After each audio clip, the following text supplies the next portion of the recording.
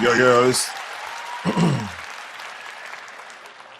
this TTB After Dark episode 13, man. We 13 of these joints. Salute to everybody. Yeah, we got a little bit more scams on the way that's going down. A lot of stuff going on with the school district. Somebody teachers talking about some stuff. Got a little comedy. More Elijah Schaefer news. Somebody tagged me in something with him recording that would drop with him yelling at his wife, which is crazy. White liberals acting crazy again, and a little bit more. Had a long day, man. I had to help my cousin because he didn't have a jack. I had to go help him with bring a jack to him or whatever. Help get a tire off. Yeah, it kind of threw me off today, but hey, it's a life. We're here now. Let's talk about what's going on.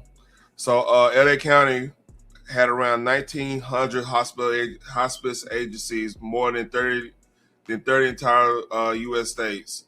The entire state of Florida has over 22 million people and only a few hundred. This is exactly what Trump administration talking about with waste and fraud.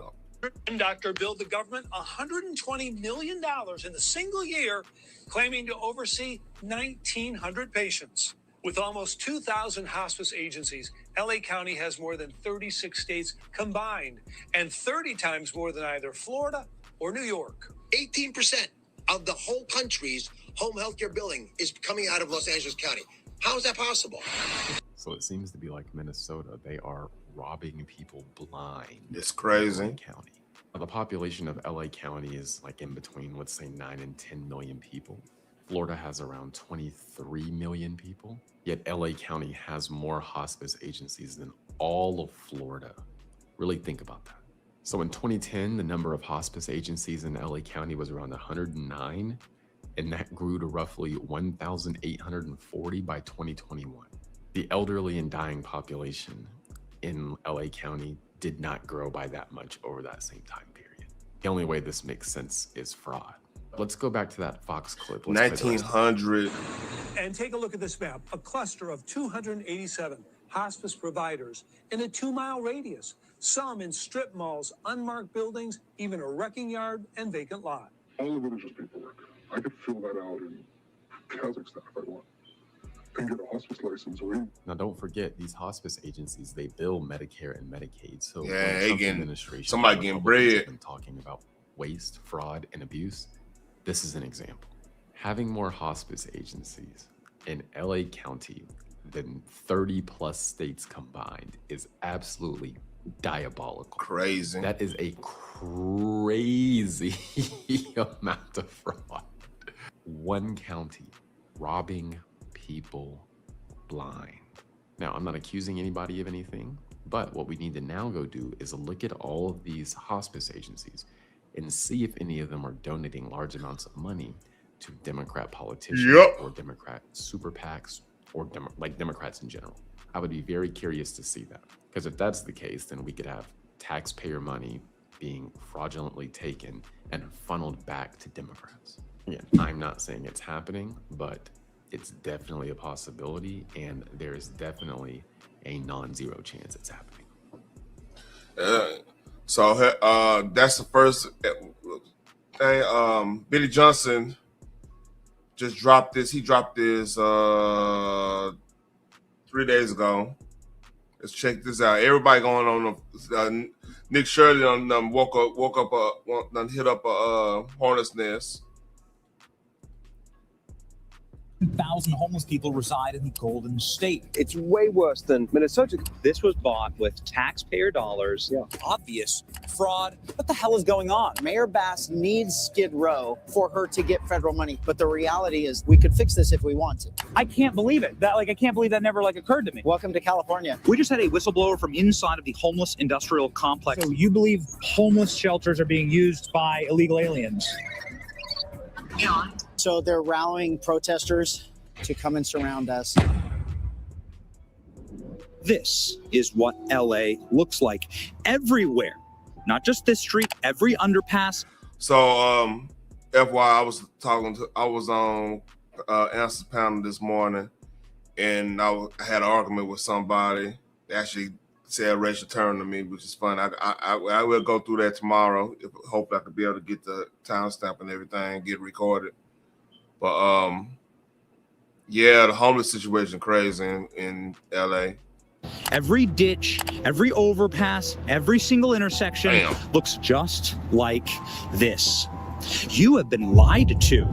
Gavin Newsom, the governor of this state, says that homelessness is down, that he's fixed homelessness, and he's setting records to make the state better. This is a lie. Here's a police officer who is trying desperately to engage with these homeless drug users in their filthy hovels that seem like they've been here for years. This is a choice by the leadership of California to allow this to happen in your neighborhoods.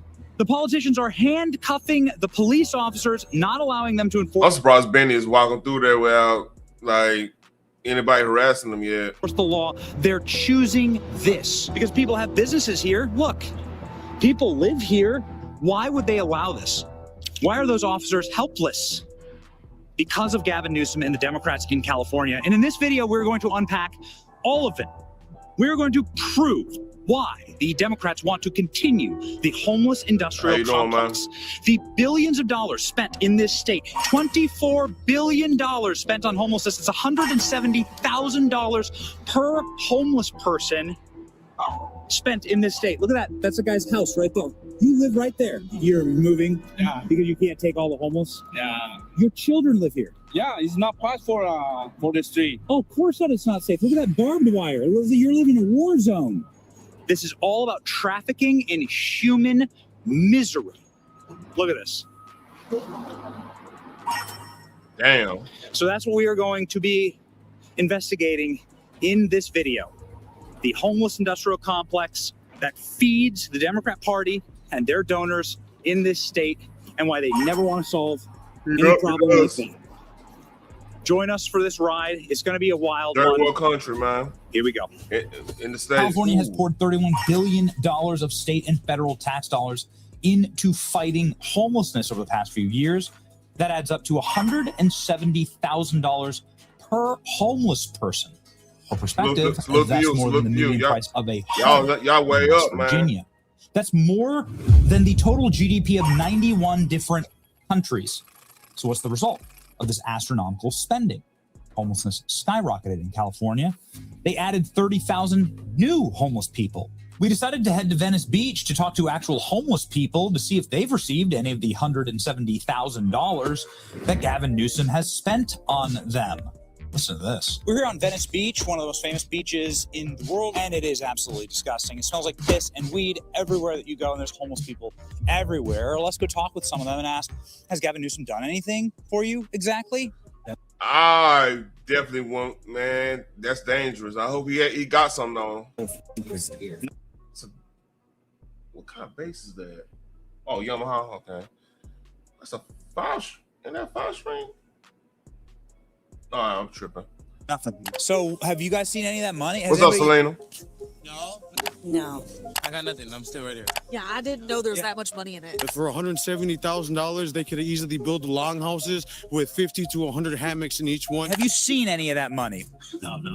$170,000. Have you ever gotten any payments? Get payment for what? Yeah, exactly. Trump say they're gonna find out to see where's the money going. There are 683 homeless nonprofits in California. Over $1 billion in annual revenue. This is a massive industry. Take, for example, PATH, People Assisting the Homeless. This is a major California-based nonprofit focused on ending homelessness. According to their IRS 990 forms, PATH has a total revenue of $181 million. That's grown exponentially in the past few years. It's up 13% year over year.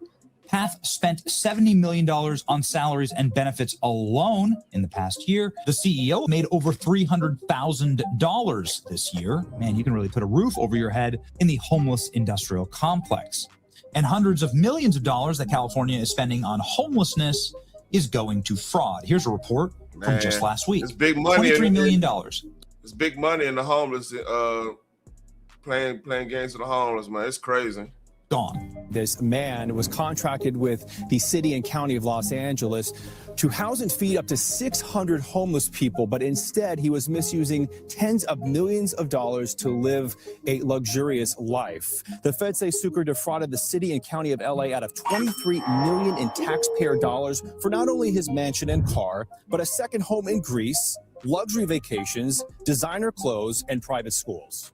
Welcome to the world headquarters of Shangri-La Industries, a company that defrauded the state of California of tens of millions of dollars, saying that they would assist with the homeless when they can't even assist with the homeless directly outside of their world headquarters. They promised the state of California they'd build hundreds of units of affordable housing by converting old motels into homeless shelters. What did they end up doing? Stealing that money. Tens of millions of it went to pay for luxury goods, shopping sprees, expensive cars. It went to credit cards for Cody Holmes, who has now been arrested and indicted by the feds for wire fraud. And that's just one example. There's a lot more. Let's go. Welcome to the Weingart. Yeah, I'm Selena, real shit. Yeah, I had to back off on some of the stuff going on in the sector, man. Like, yeah, it's a little wild right now, man. I'm not gonna lie to y'all, it's a little wild.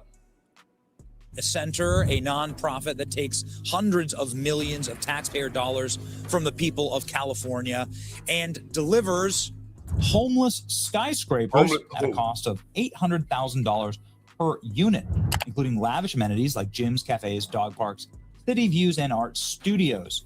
Homeless in California live better than you do. The Weingart Center is at the heart of a federal investigation into fraud overpayment on properties for homeless shelters. A real estate developer bought a former senior facility for $11 million using a fraudulent loan. And then they sold it to the Weingart Center for $27 million the same week. That's a $16 million profit, leading to their CEO and real estate director to be placed on leave. The absolute hellscape that is downtown Los Angeles. Drive through it. For every one open store, there are 10 that are closed, and that's because the homeless. Right now, you look at negative stuff. Right now, people playing with taxpayer money right now, Selena and Cutting Edge. So yeah, I'm with y'all. Screw going at people and doing this, doing that. Yeah, it's dumb in my opinion. Industrial complex has hollowed out downtown LA. There's literally nothing left. Some of these beautiful buildings, old theaters, some of the most gorgeous architecture you've ever seen left to rot and be graffitied. And that's because of fraud like the homeless industrial complex provides. For instance, Urban Alchemy is one of the nonprofits that gets hundreds of millions of dollars from the California taxpayer. Urban Alchemy promised the city of LA that if they gave them millions of dollars, they would be building beds for homeless people. Let's go ahead and check in. Selena, the best way is keep out of it, man. We do our own thing and don't even, like, I'm real iffy about jumping on people's pounders now, man. Like, I'm gonna still rock with you. Maybe the answer is homie, but like, I'm getting tired of certain people's bullshit. I ain't gonna lie to you. On that project, which a recent judge just called obvious fraud. Let's go. The group received $3 million in taxpayer funds to build a safe sleep village in a parking lot that's filled with tents. Welcome to the famous parking lot homeless shelter, where the city of Los Angeles was billed $200 per night for homeless individuals to sleep in a tent. By the way, half of the like and share, man. Please drop the like button, man. I just went straight into the content, but drop the like button if y'all haven't, please. Beds that they were promised were not built. A judge said this is obvious fraud, and at a charge of $5,600 per month per person in a tent, one of the most expensive. So you pay, they getting damn near $6,000 per month per tent just to have homeless people there. That's how that tent there. Boy, they eating. rents in all of LA. We are heading now to go see Steve Hilton. He is a Republican candidate for governor. He's doing great in the polls. And he has a location to show us that he says is the monument to homelessness fraud in LA. It is a abandoned motel that is supposed to be a homeless shelter. And it was purchased for $20 million. Nothing's apparently been done on it. It's still like an ongoing construction site. So we're going to go talk to Steve Hilton and see what we can find out. Let's go. It's my boy, Steve Hilton. Here we go. Great to meet up with you. Welcome to California. Like, we didn't even plan this. We're here for something totally different, but there's just a lovely neighborhood scene to greet you, Benny. Team gave me this breakdown. Unbelievable. Billions and billions of dollars. Yeah, you come up. The whistleblower accounts that we had to identify the kind of areas to look into. So you say that it could potentially be an estimated $425 billion worth of exposure. All is welcome. Again, we're just finding Just talk about all the the subject. time. Ain't no drama. So you can just about make out there up there. Tomorrow I can do a You can drama see thing. Ramada. We could Right, jumped out. tomorrow. Why don't we just go in? See what's happening. This was bought with taxpayer dollars. Yeah. Millions and millions and millions of them.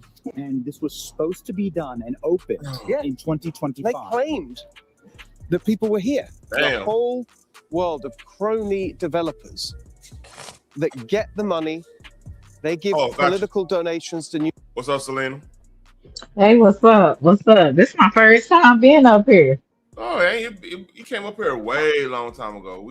Oh, yeah. Man, I'm getting old. I don't forgot. Yeah. Yeah. Go ahead. No, go ahead. Now, talking about this fraud stuff. This is more fraud going on in California on the homeless end. Like, it's big money on the homeless, look like. Mm-hmm. Well, the thing about it is there's so much fraud and fake people, you know what I'm saying? And you just have to keep your eyes open and make sure your discernment is on point, because if not, you like anybody else can be fooled. So you got to be careful about, especially like things like this, because they know people most time gonna donate to the homeless, you know. Yeah. And so they look for opportunities any type of way that they can get money. And I don't see how people can sleep at night knowing that they are, you know, doing fraud and getting money from people, knowing good and well they're not helping the homeless people, you know. But you reap what you sow. You might not get it, you know, then, but you'll get it back, and you'll get it back eventually. Yep. Karma's bitch. Yeah. So yeah, my thing is like, cause I was on earlier this morning. I don't think you was on Answers thing. Like, I was talking to, he had somebody up from Cali, and she was like going hard on Texas, and I was trying to be funny like that, right? She was drunk. So you know, there's things they could do in Cali to like relieve the homeless situation. Cause like, our homeless situation here, let's say in the DFW area, like there's issues here somewhere, but there's an ongoing effort to like clear that situation out and get them back, you know, to be a productive member of society. There is an ongoing thing. It leads with like the churches, it leads with like private organizations, like government. You can't, if you get the government only one way, they only know one way to solve an issue, especially if it's if they believe money gonna solve the issue. Like, they are just gonna wait a minute.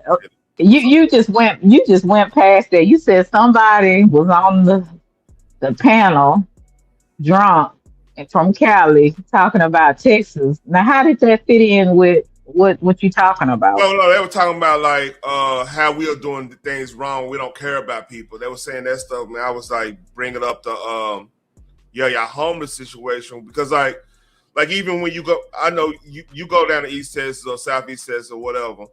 If you this is one example of like not using your resources correctly, not providing jobs to like people who might need it to get back on their feet type situation. Because like if you know anything about like brush control, for example, like if you go next time you drive to East Texas, you'll notice this how we keep like the forest part the forest away from like the power lines and stuff, because it get hot and dry down here too, right?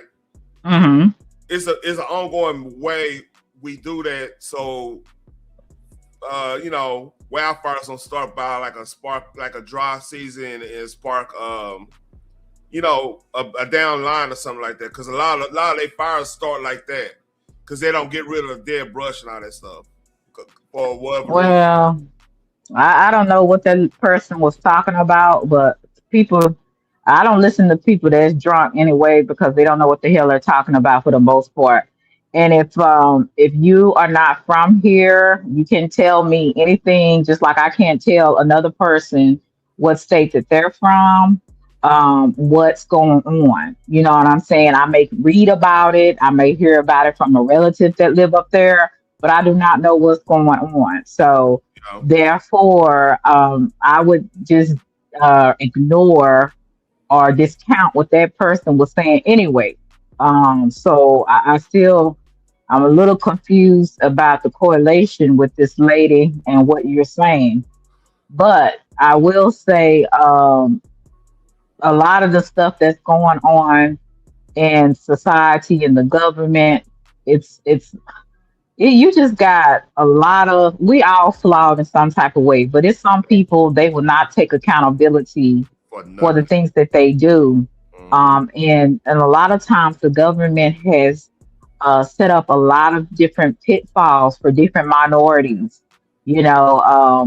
especially starting back in 1960, 1970, or with Jim Crow, especially when they were getting the men out the homes and making it to where Section 8, you could not have a man in the home or you could not give government assistance. So there's always been something that the government has set up and the powers that be that have caused a lot of destruction, and people are not paying attention. We're just like sheeple. We go along with the program because we just go along with it. We don't want to fight against it or question it.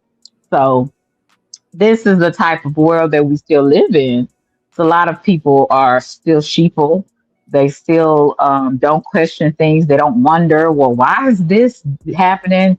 How can I do this differently? They just go along with the program, and they do it for generation and generation, and they don't know why they're doing it. They just seen grandmama and granddaddy, or they just seen mama do it, so they do it. So I don't know if what I'm saying is making sense. I got you. I got exactly what you're saying. But like, why I bring up the chick from Cali, because like even drunk or whatever, this is their mentality. This is why they keep voting the same way they doing. They think everybody else is not up to date on what they need to be doing or whatever. And the only reason I even engaged with her because like she did disrespect the state, number one. You know what I mean? She did this. Where was this at? It's on Answers panel. He seems to have a lot of drunk people on this panel. It was like, but keep going. Yeah.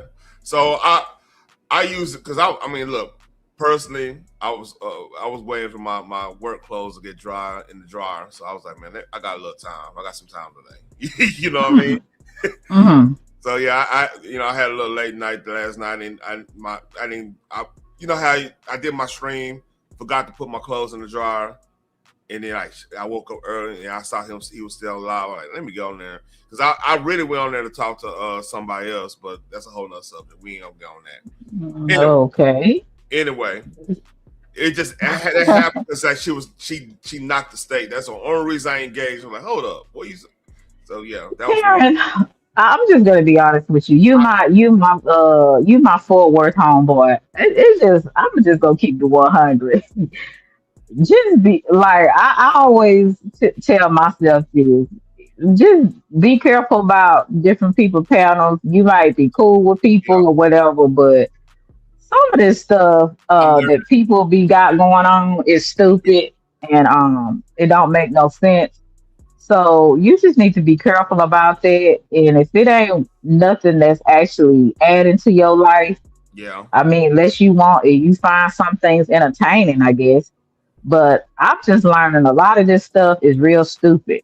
It was dumb because like it was pretty dumb. But like I said, I do have a slight petty streak.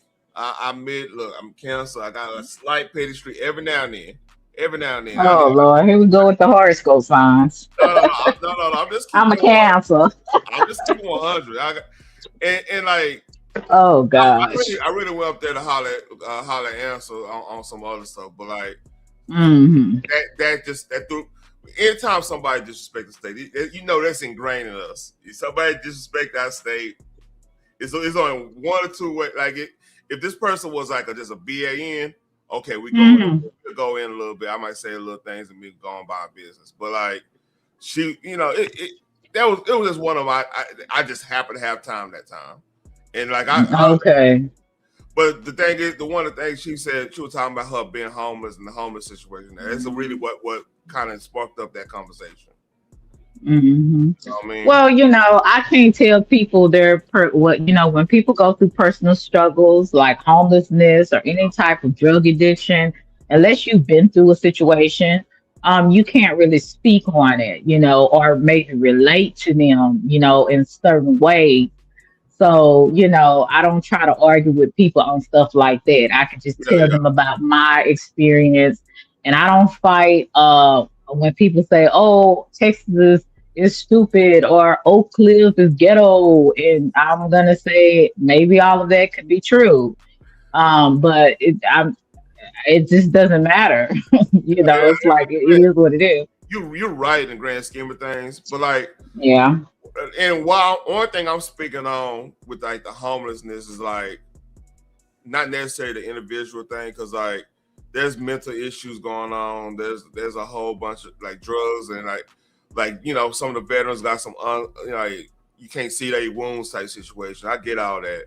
What I'm saying is what Cali's doing, like I'm talking about as a policy basis, they doing the exact opposite of what to really solve the situation, because they throwing money at it instead of like going into nitty gritty and trying to get people to become more productive. Like for example, like there was a documentary a while back about like how the working poor in California is. Like it was actually people that was like RNs that was like living in hotels, because like them making money as an RN wasn't enough to have them live in like a middle class house in Cali, something weird like that. To me, that's policy based. That's not necessarily. That's some policy based stuff, because like why is it so expensive to have a house in Cali for your basic RNs is pretty much upper middle class? Won't you agree with that? And like they riot middle class, upper middle class. Right, I agree. They should be able to have a decent.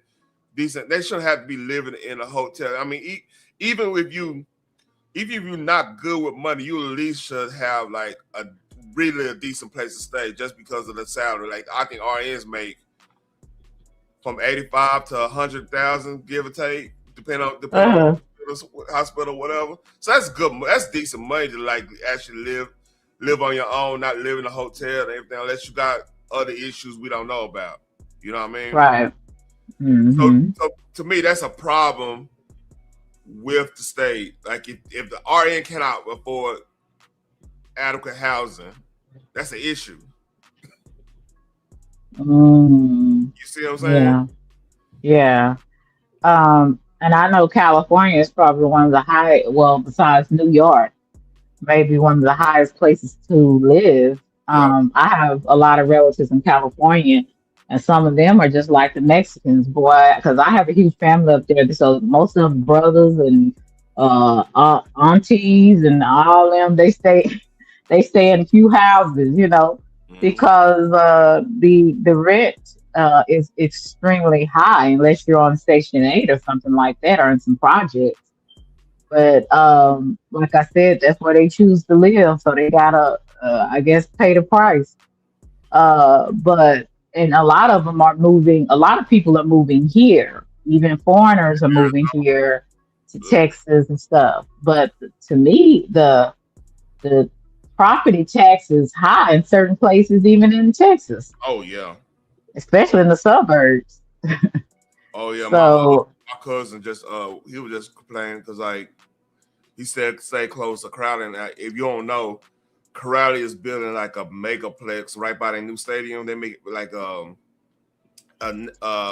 natatorium, that's a swimming complex, a basketball complex. They building a whole thing. It's gonna be a big complex, kind of rival what Allen got with their football school. Yeah, it's and everybody property tax is going up around here. It's crazy. Oh, that's crazy for real. Yeah, Yeah, I know. And I ain't gonna say where I'm at, but well, it is. Stuff is high. That's all I can tell you. Yeah. Stuff is high. Property tax high. Getting the house is high as hell now. Because like I said, everybody and their mama want to come to Texas, so they make everything high. Oh my God, traffic's so horrible now. Oh, I can't stand these people out here. They are so. I was having road rage today, man. I thought I got over it, but I guess today I wasn't feeling it, or maybe I don't know what it could be. It could I ain't gonna say, but it could be Mother Nature, but I don't know. I just know that I was irritated today because these people, they drive like idiots. It's like, what is wrong with you? Are you really? Are you okay? I and sometimes I wish I had a bullhorn so I could sit up there and just say something in the bullhorn and be like, "You idiot! Like, why did you do that, you dummy?" Things like that. I wish I could say. I wish I could say a lot more other things too, but you almost have to take your Smith and Weston out, man. Because some of these people can pack too. I'm telling you this: if I wasn't carrying regularly, I mean, I would let people know, but like that could escalate so fast. Yeah, it could. Especially like if it's just construction everywhere. Right. Yeah, we might have 10 million in the metropolitan area by 2030. I ain't gonna keep it a buck with you. How we growing? Yeah, would you ever imagine Fort Worth being over 1 million people? It seems like it's already heading that way. No, it's past 1 million right now. Oh, okay. I figured because Fort Worth just seems to be the spot. It's more to me. It has a lot more going on than downtown Dallas. Yeah, Fort Worth downtown. I mean, you got we getting off subject, but we got Main Street. See, like back in the Gap, Main Street, South Main used to be where the Alphabet used to hang out. They done moved away from over there, which is crazy because they used to be like their spot. Then you had like 7th Street wasn't really in. 7th Street was a hood back in the day, but now it's like more of the foodie spot. They got like a movie tavern over there. They got like they still got a lot of restaurants and stuff over there still. That's where the moonshine thing at. Then you had downtown. Downtown always been what downtown was, and then the Stockyard. Right. Yeah, like I said, it's a lot going on, and in our parts. But like I said, it makes Texas more entertaining. And that's why a lot of people want to come here and really have a good time. So shout out to Texas. Yeah. I don't care what they say. I wouldn't want to, even if my husband was like, let's move here, I would hesitate so bad because I love Texas. I'm so used to Texas. I don't think I could see myself anywhere else but Texas. It would be hard for me. I could do it, but it would be hard. I keep it a buck. Like any other state, I would live outside Texas.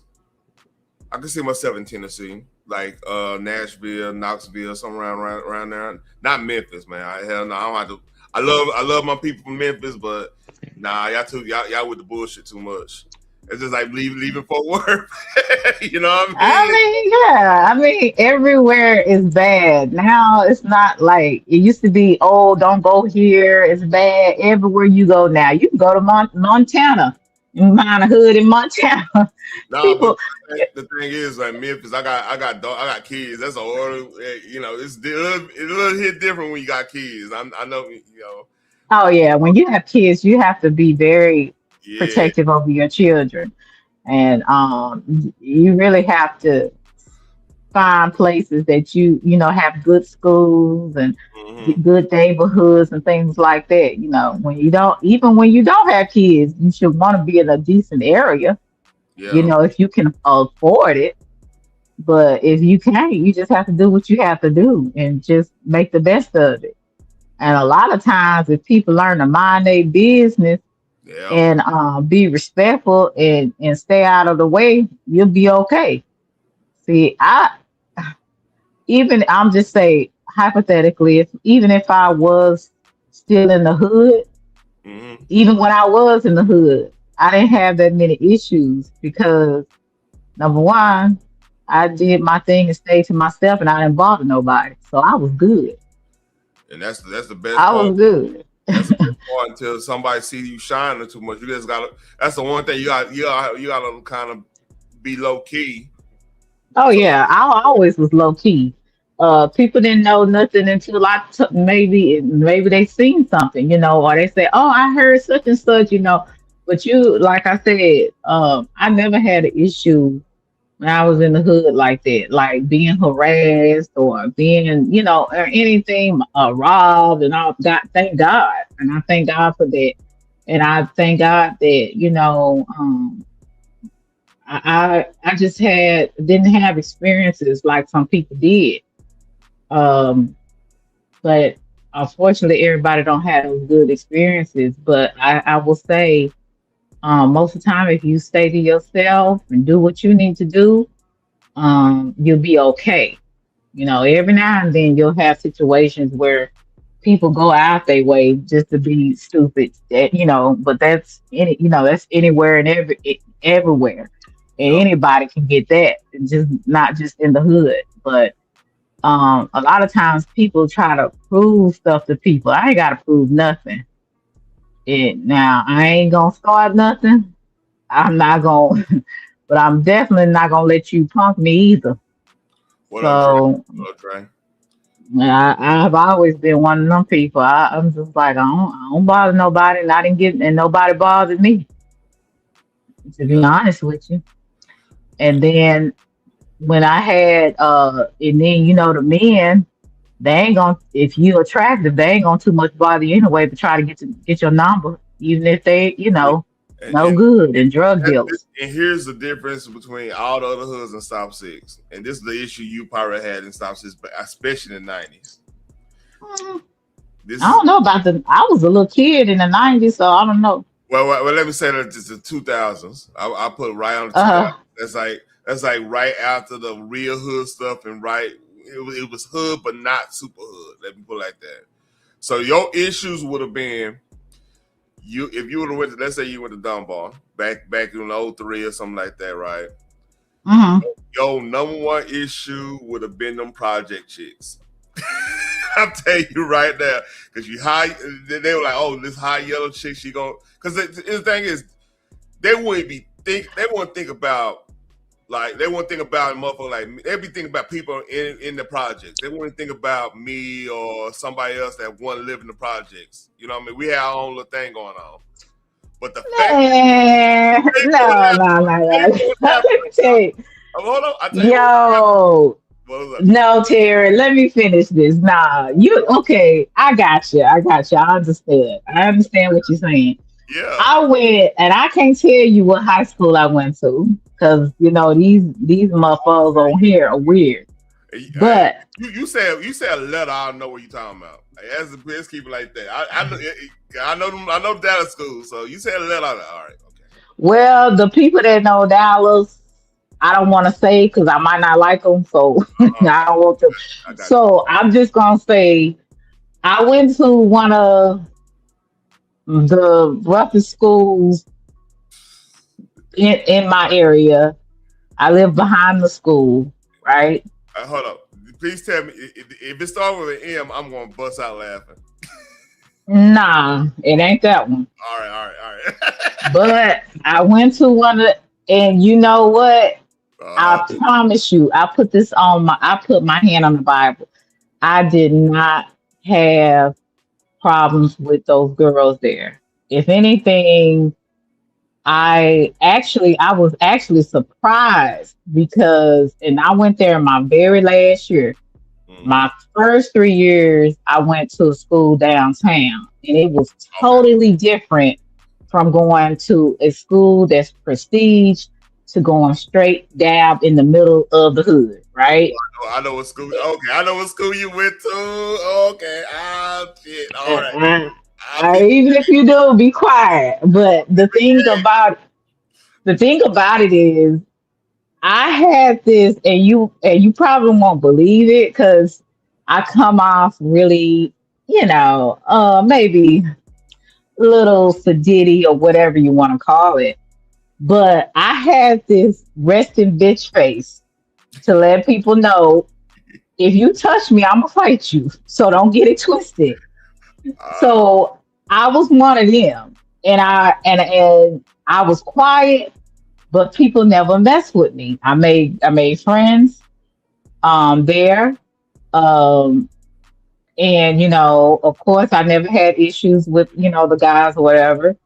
But I made friends, and I had one issue when I was there. And I let the girl know, I will go toe to toe with you, ho. And I don't think I'm better. I don't think I'm badder, but I will fight.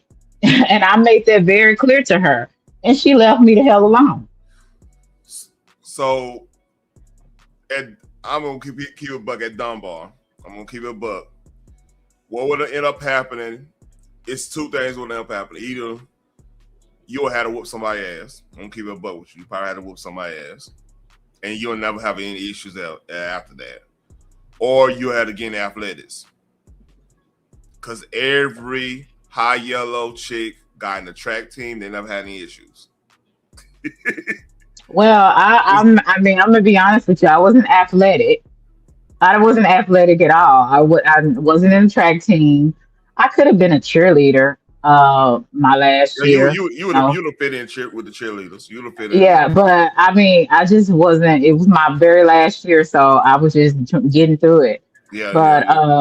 But no, I really didn't. I really didn't. I minded my business.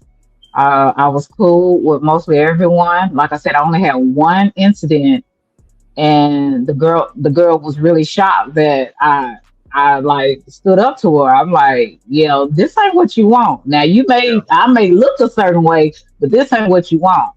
One thing I have always been taught, even if you scared, don't act like you scared. I will fight to the bitter end. I don't care. Like, that's how ignorant I can be.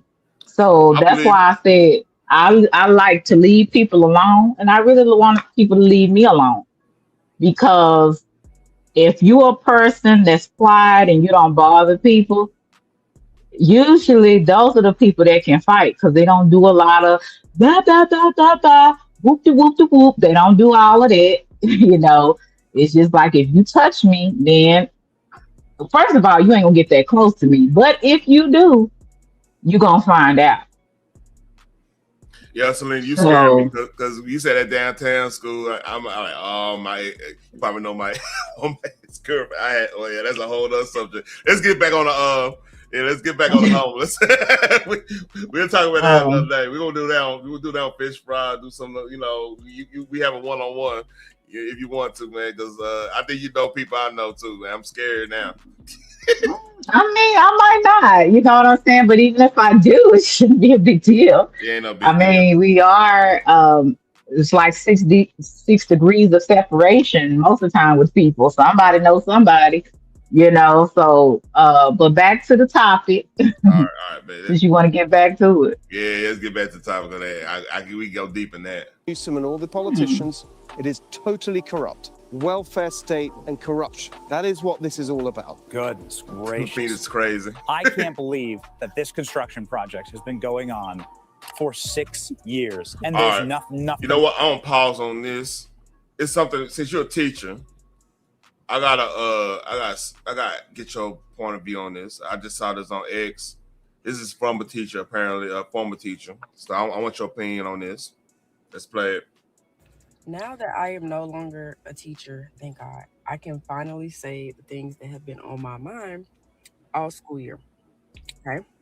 As somebody that taught high school and basically educating our new young adults, we should all be scared. Every last one of us should be scared. These kids cannot read, they cannot write. There is no type of comprehension skills, no type of critical thinking. They cannot do anything on their own. They expect everything to be taught to them. Well, I won't even say taught. They expect everything to be given to them. So in my class, we did this thing where I made them write once a week. So they would have some type of assignment. She kind of young for a high school teacher, huh? Am I tripping? I mean, no, we all, I mean, if you're in your 30s or late 20s, I mean, there's a lot of teachers that are young now. That's crazy. Where they would have to write at least a paragraph, meaning 5 sentences. 5 sentences. The amount of assignments that I got in with 1 sentence, 2 sentences, the amount of complaints I got where with the whole 5 sentences, that's too much. That's too much. Can we do 3? Can we do 3? Isn't 3 considered a paragraph? Oh, baby. What the hell? We are in for a wild ride, y'all. Every assignment that I gave them, I kid y'all not. Every assignment that I gave them, there was a student that came to, several students that came to my desk and made me asked me to walk them through the entire assignment, the whole thing. But genuinely, the truth of the matter is everybody is failing these kids. Everybody. The school board with all these different rules, they're failing these kids. The principals or admin altogether, they're failing these kids, and they're failing the teachers because they're basically telling us that we had to just pass a child along just to keep these graduation numbers up. So everybody. Oh, and don't get me started on the parents. Like, I would call and say, hey, your child is failing. And the first thing is, well, why didn't I know about this? Probably because you didn't answer the phone. Probably because you didn't get or you didn't respond to my emails. On top of that, you have 24-hour access to Power School. When I tell y'all it is horrible, like, the parents that are here now are not the parents that we had growing up. My parents check my Power School weekly. And Yeah, still to this day, my brother just graduated high school a few weeks ago, and still to this day, his grades were checked. Everybody's grades were checked. So unfortunately, it's not these kids' faults. I mean, yeah, they're lazy, but like, what are you supposed to do when all you got to do is tell your mama, well, she failing me, and the school board is going to accommodate that parent? That's like, crazy. It's crazy, y'all. We should be very scared for our new nurses, our new doctors, our new everybody. These colleges are going to have to start lowering their requirements. They're going to have to start lowering the fact, or just lowering everything, because the way that stuff is going now, the amount of kids that are going to come into these schools and they cannot read, they cannot write, they cannot do anything without AI. We should be scared. So what's your thought about this? Because I got a thought on this. She's not. You can speak in codes. I don't want you to get you in trouble or anything. Well, she's not lying. I mean, I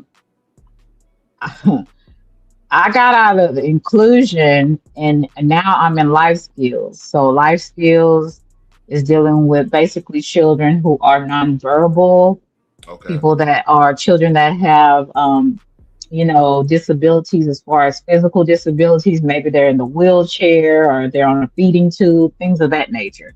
Yeah. So I can understand why those kids might have a hard time because most of them are intellectual disabled, which back in the day we called them mentally challenged, or in really back in the days the term was retarded. Yeah. Okay. So we understand they have learning disabilities. We understand why they don't get it. What I don't understand is kids that can cuss you out, kids that can do all this devious stuff, mischievous stuff, but they can't read, they can't write, and then they calling the teacher dumb. But you don't know how to read, and you don't know how to write a paragraph. You don't even know how to write a complete sentence. And you got the nerve to think you smarter than the teacher. And the thing about it is so hard to teach some of these kids because of the behavior issues. You got to get through the behavior even before you can get to helping them to learn how to, to learn.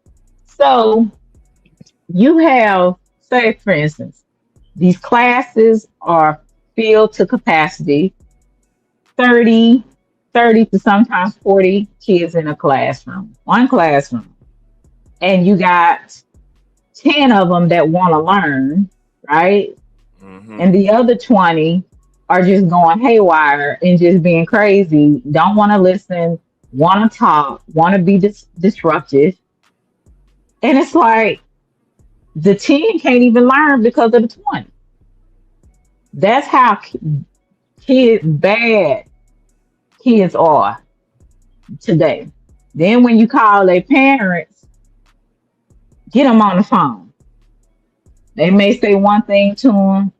It's like they didn't say nothing to them. Sometimes you can't even get the parents on the phone because the parent won't answer the phone. Even if you leave a message, that parent will not contact you back. So in the school system, there's certain things to me that are handicapping our children and appeasing the parents, but it's going to be a disadvantage for the children in the future. I agree with that. The discipline in the schools now are terrible. It's so many children have discipline problems. And some of it is because they are shamed and they, that they can't read. And instead of them trying to learn, they want to be, they want to be just, disruptive. So there's so many different factors. We can say, the teachers failing the kids and all this. And sometimes the teachers can be, because some teachers like, this is just a paycheck. I don't care nothing about these damn kids. They get on my nerves. I hate them. There's some teachers like that. And I understand that too. So some of them kids, they'll make you not like them, like a grown person. Like, I don't like you. But at the end of the day, they're still children. So would you agree with this? The parent is the first teacher, more likely. I agree with that wholeheartedly. And that's why a lot of the kids are the way they are, because the parents have not been their first teacher. Yeah, because like my wife was helping my daughter with the homework. I got here late because I had to help my kinfolk with tired little BS and stuff. I'm a little upset about that, which is, I'm helping family out. You know how it go. Mm-hmm. Like I'm the dude that I'm the parent. I'm the dad that does the technology, science, history. I'm the history buff in the family. Like they could. I'm one of the dudes that used to read the encyclopedia for fun. You know what I mean? Right. Believe it or not, like. So I'm really into, like, if they were talking about pyramids or talking about like I'm like, we went to Broken Bow, like, Choctaw Nation. I'm talking to my daughter about like that's why I did a lot of science stuff, a lot of how to start a fire and all that type of stuff. So yeah, that's the way we do it. Like, my wife does a lot of writing, reading, writing things, which I could read like crazy too. I'm doing this, but like, that's what she's really good at doing. That, so I just let her do that part and everything. I do the history and everything. That's just the way we tag team. And I think a lot of that, probably what you're talking about, is not a lot of that. Probably not intact families, parents. I mean, it's a lot of that. Cause like, think about it, like with some single parent households, no matter which one's the single parent, you only got so much time to really dig deep into a subject matter or whatever. And a lot of times they still trying to live their life and trying to still, so they putting kids in the back burner out. You see a lot of that shit. It's sad. It's sad. Yeah, it's sad, but it's real. You know what I'm saying? So I just say, this is the world that we live in, and it's unfortunate because the way these kids are, I would be afraid if any of them became a nurse, a stylist. And I don't want them on my head. I don't want them on my body. I don't want them on my mouth and my teeth. The way some, and not all, I would say, I'm going to say it's a small percentage, but I still think it's some good kids that have been raised right. They have, they're very intelligent, very smart. But I do think it's a small percentage. I'm just going to be honest. It could be more, but from what I have seen and, working in the school district for 5 years, we are in trouble, people. So if go ahead. A lot of this is like what she's talking about. They not understanding, like they ain't comprehending the workload stuff. That's parents just giving them. They grew up with the iPad because, like, I bet you, if they had if it's not pen and paper, a lot of them gonna they catch on if it's iPad right now. You know what I mean? Because that's what they enjoy. Like people do better when things they enjoy and they familiar with and everything. Like I remember, like because I always gravitated towards computers and stuff, right? Since a young age. Like I if it was on computer, I was learning everything on it. I would learn things the teacher didn't know. You know what I mean? Right. But and this is like in 3rd, 4th grade. I was that type when we go to computer lab on a Macintosh. I was learning everything about that Macintosh. Almost too much to be real with you. But get pen and paper and tell me to do something, I look at them like they crazy. I'll do it, but it'd just be boring to me, Right. Maybe you're a lot advanced and some of the stuff you already knew, so it wasn't exciting to you or appealing to, but to someone that's not advanced, it's kind of like algebra or calculus to them. But it, like I said, it's unfortunate. Like I said, we live in a world now, we in trouble. That's all I can tell you. I agree.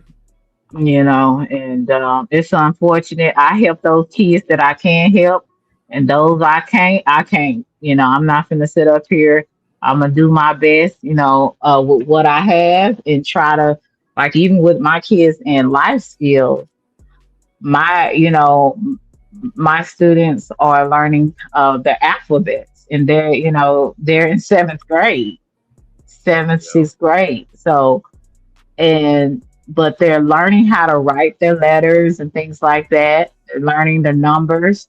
And as long as they can identify and understand to their for their ability that they have, then I did my part. If they can write the name, I did my part. If they can identify numbers, I did my part. So I just try to focus on those kids I can help. But I know general ed is very difficult and challenging for a lot of teachers because there's just all this behavior issues you got to deal with. And don't nobody have time for that. I got to keep telling you to shut up and sit down. Well, we can't say shut up, but that's what sometimes I'll slip and tell them. And one time, I almost said, sit your ass down. But I caught myself.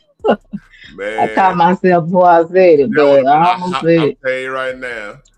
Yeah, I was That like, would have sit been your a ass down. highlight. If they heard that, that would have been a highlight of the year. And see that the difference between the kids now and then, like if we heard something crazy, we're not telling parents. The parents is not gonna find out unless it gotta be egregious. It gotta be super Right. bad.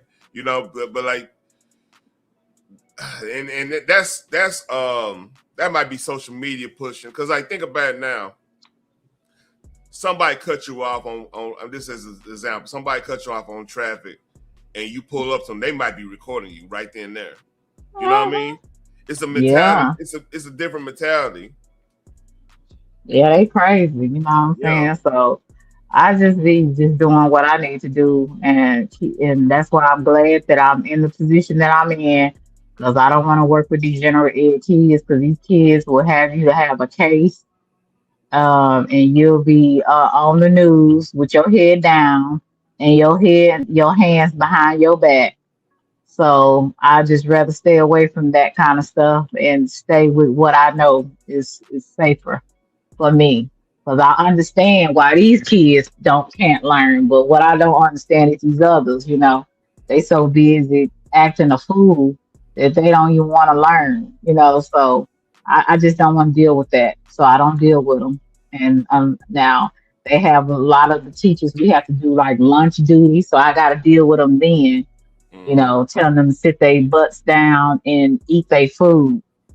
But other than that, I'm so glad I don't have to be in the classroom with them, because I definitely would be on Channel 8. So shout out we to just, WFFA, Channel 8, ABC. Shout out to them. yeah, they crazy. That's what I'm saying. So Selena, do you want to see what the kids are doing on Roblox right now? No, I'm gonna get out of here. Are you sure? You sure you want to see it? No, I don't want to see it. I'm tired of them. And like I said, tomorrow is Friday, so I'm extremely happy about that. And I will be running out of there a little early tomorrow. But no, I don't want to see them and hear them until in the morning. But I appreciate you, Taryn, for letting me come up. And like I said, just be careful about getting on all these different panels. Oh, I know. Especially if you want to escape some of the beef and stay out of the content, what they call it when they doing the reaction content. You might want to watch what you do, even if you may rock with people. And I'm like this too. If you don't support me, hell, I'm not supporting you. I don't stop doing it. I'm like, this is a new year for me. Miss Nice Girl is gone. So I'm not doing none of that, and I'm not gonna be fake about it. Either I rock with you, you rock with me, and if you don't rock with me, I don't rock with your ass. So, and I stay off of everybody panel. Because like I say, I am not trying to be nobody's content. You know what I'm saying? And if you notice, I never done. It's only one time I've done, because somebody kind of was disrespectful to me, but we squashed that. You don't even have to go there. You probably know what I'm talking about. At one little time, I did do a response, but like most of the time, man, I'm on my own little wavelength. You know what I mean? I think so. I think I do. I think I know what you're talking about. But yeah. If I don't, we ain't gonna talk about it either way. You laughed at it, so you remember it. Yeah. It was. Oh, okay. But it was squashed. It was, like I said, it was squashed. It was cool. Everything respect now, so it's no big deal. But like that's the only time I'm probably gonna do it. And I know like sooner or later this channel gonna get monetized, and I'm gonna keep working at it and everything. Make sure I'm doing the right thing. I want to do it the right way. I don't want to do the cheap thrills and just start some this and start some that. I want to do it the right way, personally. And make sure, okay, so your channel is about such like different things, and make sure you stay there. Don't try to get into the drama just to get extra people over here, because that's not who you are. You know what I'm saying? And I see a lot of content creators, they come on here with the best intentions. And they say, oh, I want to do this type of content. And then when it's not getting you the attention or the people that you want in your chat, then you start going into this other stuff and dealing and with folks that you know you wouldn't have dealt with, and you start getting into drama and back and forth with people, and you did it to yourself. You Yeah, did it to yourself. So stay consistent on what you want to do with your channel and stick with it. man. I want to make you laugh a little bit. My old lady was like, I think I was on the homeless thing, and like I was talking to somebody on there, and they were being a little. I was just like trying to let them know, hey, chill, because kind of chill a little bit. This is way back. It's like I want to say last year, right? And Mm-hmm. my old lady heard it. She's like, yeah. Only time I heard you talk like that is spade table with our people. You don't need to be like that online. You don't need to be like that online like that. Like, cause she's more proper. She's more like on that type of thing. Every week, contrast. I'm a little rough around Mm-hmm. the edges. I admit to it. I'm a little rough around the edges or whatever. So like, You funny. so if somebody says something, I'm gonna react a certain way. Not all the time. I'm not hot headed or anything, but like sometimes I gotta, hop out and show, and I gotta be real careful of that. But that's how the BS start. Like, I'm with you on that. I'm starting to look at this. Like, man, look, I got something good. Like, I mean, if you don't know, I'm doing this on YouTube and Rumble. Like Rumble, I'm getting a little push on there too. Like, and you get monetized fast on there. So I'm really just going to mind my own business and do my own thing. You do. You definitely need to. And like I said, a lot of, and another thing, I can't stress it enough. Don't be too nice. Don't be the nice guy, because nice guys finish last, and nice guys always get screwed. Oh So yeah. you definitely need to not be too nice. And if you ain't feeling it, if you ain't feeling a person, you just ain't feeling it. If a person is not showing reciprocity, then move on, and go on about your way, and don't waste your time. I go by reciprocity, and especially as a content creator, don't I would say, now this is for me, it might not be you. Don't ever get too close with another content creator. Oh yeah, I I already don't know. give a damn if they in the same state, in the same city you live in. Oh, I already Don't know. do it. I already know. Don't do it. Cause you just never know how people, especially when it's like something when they on here, they flip. Be like, Yep. damn, you say you from Yep. here acting like that? But you have to be careful about that. So I would say, as a content creator, never get too cool and close with any other content creator. And that's Especially, just, and, I'm gonna and be honest. I'll add this, especially if that's all they got. That's another thing. Right. If this all they got, dude, like man. And even if they don't, these niggas will flip on you. Oh, I know. Like you think, oh, they cool, we from the same culture, we same hood. Shit, you think? I'm telling you, as my name is Selena, Delisha, Charlotte, Maria Conchita. These folks will change. Yeah, they will change the script on your ass. Oh, I And you know. thinking, oh, this person? No, you don't know. You don't know people. And everybody that seem cool ain't cool. And everybody that has a smiling face ain't really a friendly face. You know what I'm saying? So It's you, legit the hood. It's just the hood. It's called it for what yeah, it is. it's just people not genuine. That's Yeah. what that is. I mean, and that's just what it is. People not really being them true selves. And a lot of times people be real selfish. Like I say, they want your support, but they don't support you. And that's another thing I look at. I don't ever. I look at all kinds of stuff, and I may not speak on it, but I take note of everything. Yeah. So just be cautious of that, and do your own thing. And those who rock with you, they'll rock with you, and those who won't, they won't. But that's okay.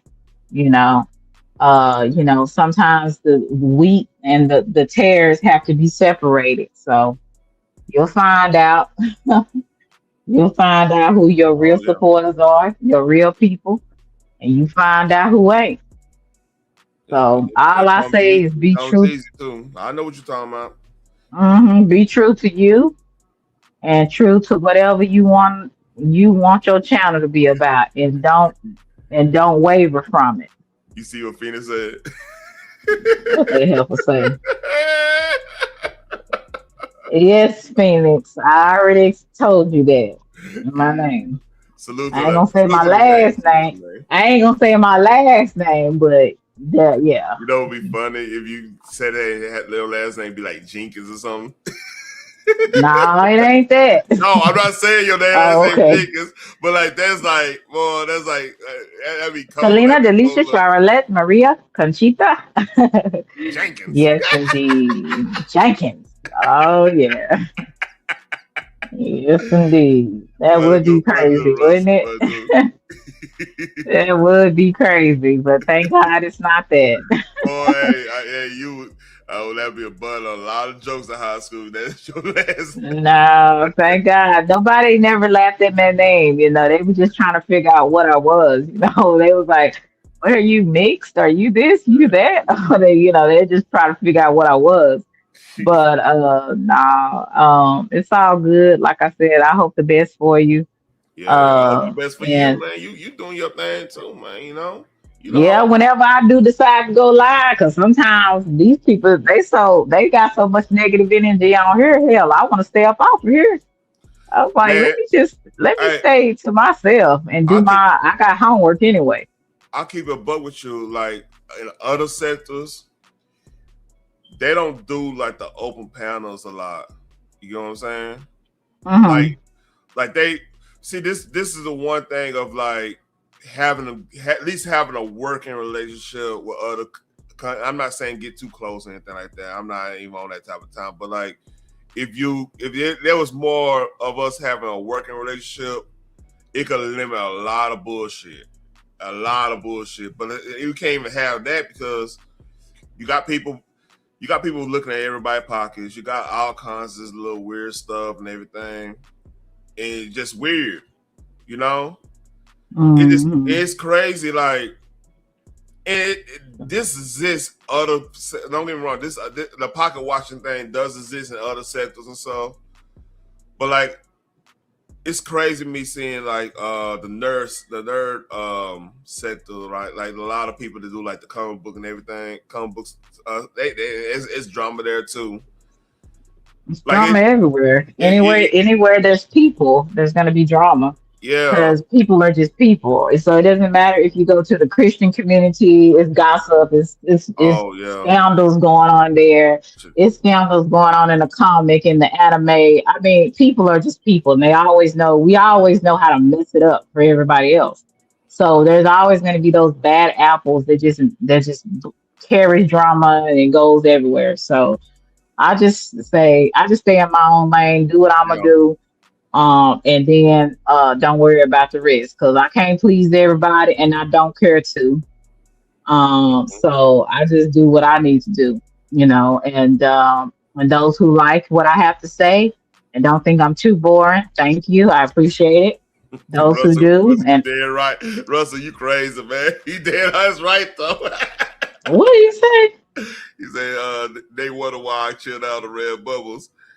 These niggas crazy. Oh yeah, I mean, and really, I wasn't in KB's chat for a while after for a certain time, but I think Russell was one of the ones that was giving the red bubbles at one point before others. So, well, he was one of the main ones.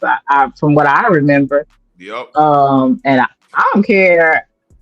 I don't care what people say about Russell. I've heard a lot of, and even he has rubbed me wrong at one time. But one thing I can say about Russell, if he like you, he like you.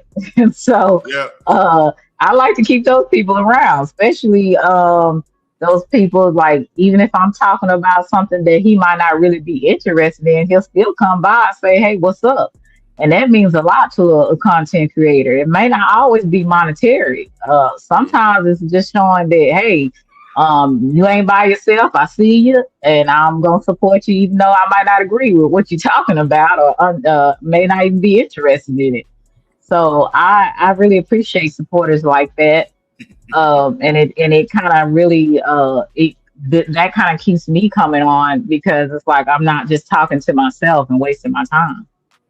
Yeah, man. Like I ain't gonna lie, man. I got a little StreamYard thing, right? And somebody blessed me, and like, cause I was getting a little down. I'm not gonna lie to you. Like I'm doing this. I enjoy doing this, but like I'm like, man, I know I got content outside of the drama that people might need to really know what's going on. I know it might be boring and everything like that in some cases. I mean, sometimes I ain't gonna lie. Something that I'm like, all right, this is just something because this is slow. It's just a slow day. Let me rock it and see what I could do with it. You know what I mean? Everybody got Well, that. I think, yeah, and you have it, I have it to, for those who are not in the beef and not just have people that we don't like on our platform up so we can have people to come through. Because I don't care. If I don't like you, you're not coming up on my platform. I'm sorry. Yeah. I can't really rock with that, but everybody does things their way. Like I said before, I said everybody does things their way. I wouldn't do it. I don't care if I have 5 people in the chat. Well, I'm just gonna talk to them 5. Yep. I ain't gonna talk to somebody I don't want to talk to just to get 100 people in my chat and have a back and forth. I don't have time for that. Like, and it's a waste of my time and energy. And that kind of stuff would make me want to just reach out and touch you through the screen. So I really like to stay away from situations like that. But if you want to do that, hey, that's on you. But I would just tell you, don't get discouraged. You know what I'm saying? Oh, Because it was just one of those things where yeah, life was life, and I'm saying, man, maybe I need to. But then that happened. I got blessed. I was like, let me tighten up. Let me figure this out. You know what I mean? It was just one of those things that at first, and the person though, I thought I was getting. At first I was like, man, what? I didn't recognize who it was from and everything. I thought like maybe this is one of those. I've been hearing about the PayPal scams. Maybe because the email came. Maybe it's one of those. I've seen that PayPal to pay. Like I sent it to them and said, hey, is this good? And they're like, it was good. And I read it again. Like, oh, okay. I figured out who it was. You know what I mean? It was one of those situations.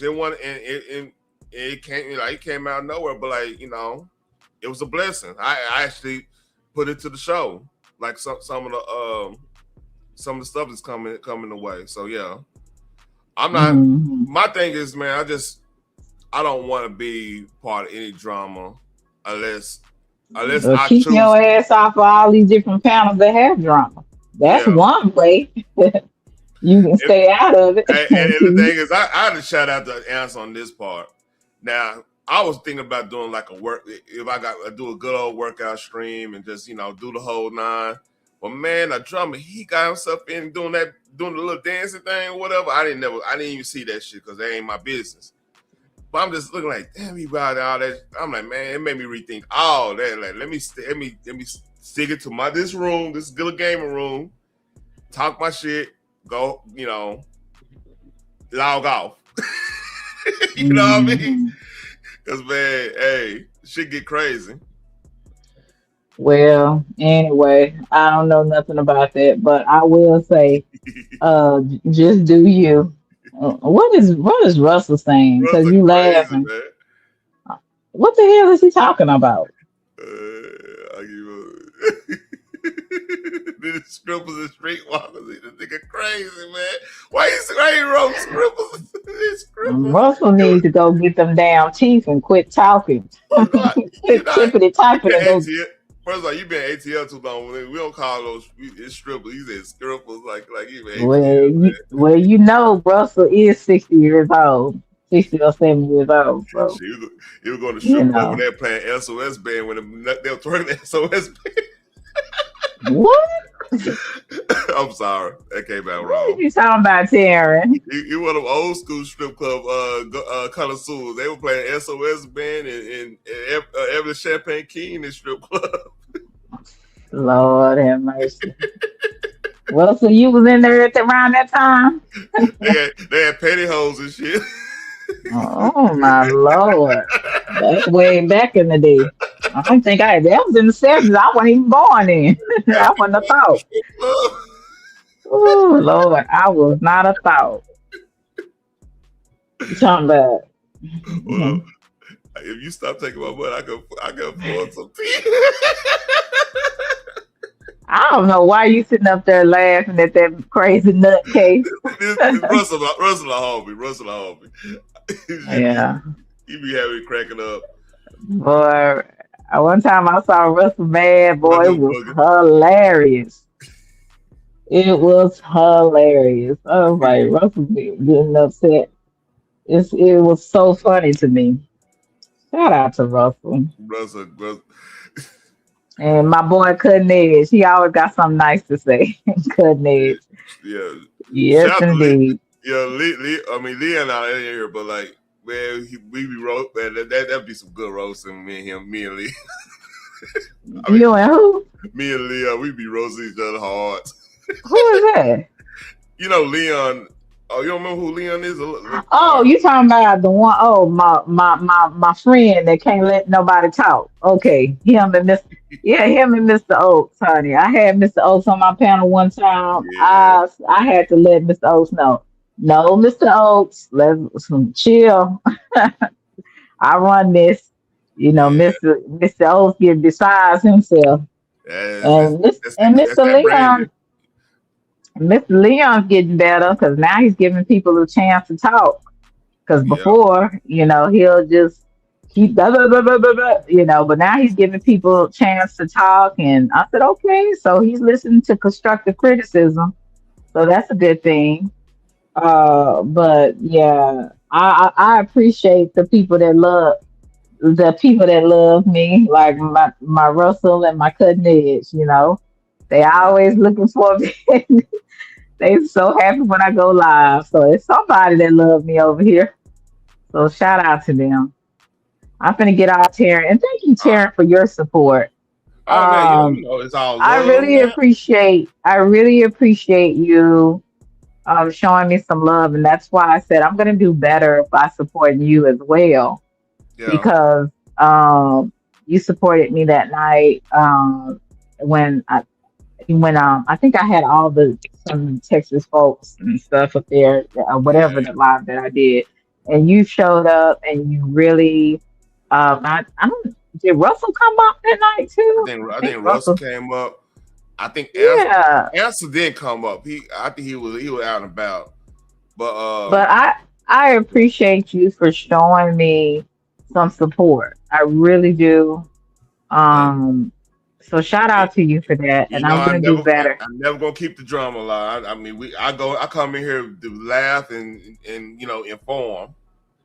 I feel like I've been true to, like, the first panel I ever been on was Double's panel, and like I was saying, okay. I wanna, if we can, I wanna pretty much grow this, and people should have been like in the 10,000 subscriber lane, making a living off this shit to a point right now. If it wasn't for all this drama going on, let's keep it a buck. Oh, okay. Because like it's so many talented people in the sector, but we get sideswiped on that. So I'm like, that was my mission. But looking at it now, shit, I want to do my own thing and try to figure this out. And whoever want to roll with me. That's how I'm looking at it. And that's the way it should be. Whoever want to roll, they roll. Whoever don't, get the hell off. You know what I'm saying? And that's just what that is. So shout out to you. And I mean this with my whole heart. Thank you so much for supporting me. And I'm going to do my very best to show you support as well. You don't always see me in the chat. I'm still going to press the like button. I have a lot going on besides school and work. So a lot of the times I try, and my personal life, so I try I'm not on here as much as I used to be, but I definitely will always come by and make sure I press the like button, or maybe every now and then come through the chat and just show you that I'm there.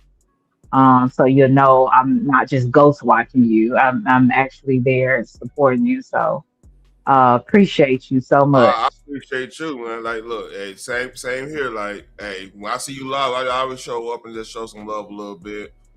Yeah, I appreciate you. I really do. And I'm gonna get off of here and let Russell have it. What he says, What is Russell's a mess? What's the trip, man? I tell you, Russell gets so excited when I hit the challenge. He just starts tippity typing. Russell, go to sleep. I'll talk to you later. Bye, Taryn. I'll talk to you. Bye. Things been done. How is this a $20 million construction project? And again, that's what we know about. That's what they admit to. And we pulled their 990s from the IRS. Right. They spent $200 million last year. So it's federal HUD money that's going to this. The scale of the money in California, it just dwarfs anything in Minnesota, and it's everyone who's watching. It's boy, they scamming hard, man. 22 million, just a little apartment complex. And they only got it fixed. Your money. We are headed to chat with Sheriff Bianco, who is going to be meeting us in a really dangerous part of LA. Now, luckily, he's got a security team, and he's been fighting homelessness his entire life here in California. He's the single most popular sheriff in the state of California. He wants to be governor. He's doing great in the polls. He says he has a solution to fix California, Los Angeles, and to solve homelessness in 4 years. So they talking about the how California's scamming. Like we were talking about Minnesota, how the Somali scamming. So California talking doing scams with the homelessness. There's a lot of scamming going on, man. Waste and everything. Plus. We are here with Sheriff Bianco, who is the #1 leading candidate in the California gubernatorial race right now, out on the streets with us. Here, this beautiful, scenic LA street. It is. It is. Welcome to Los Angeles. It's every street you go on, you're going to find this. But the reality is this. We could fix this if we wanted.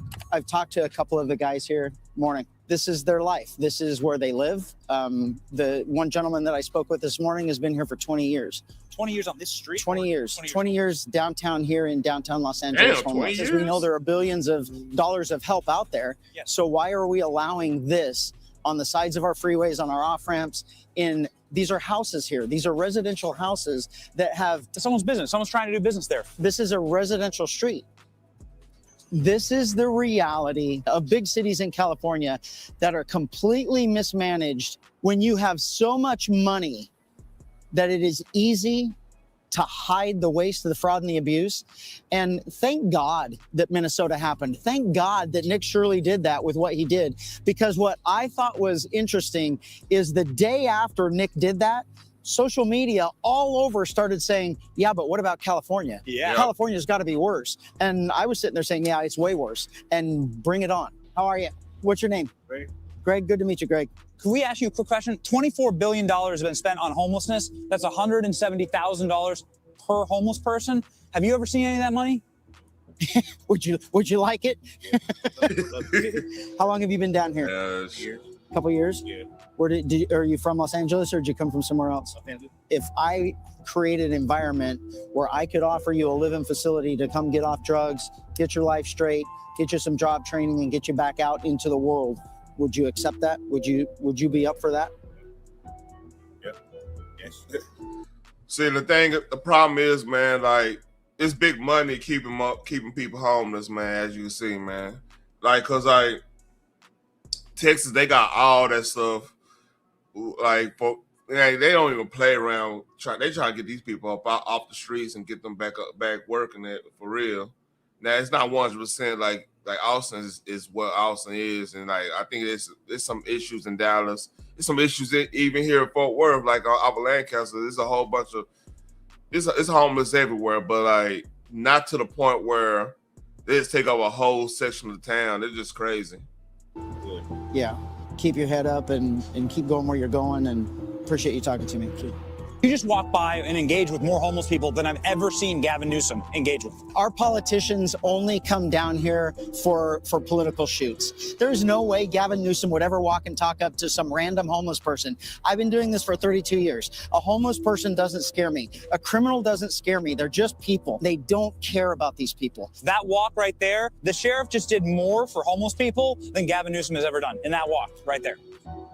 In the middle of our interview with Sheriff Bianco, we had a whistleblower reach out with bombshell evidence from the top levels of a homeless industrial complex nonprofit located in California. We confirmed their identity and confirmed their information, and what they told us was shocking.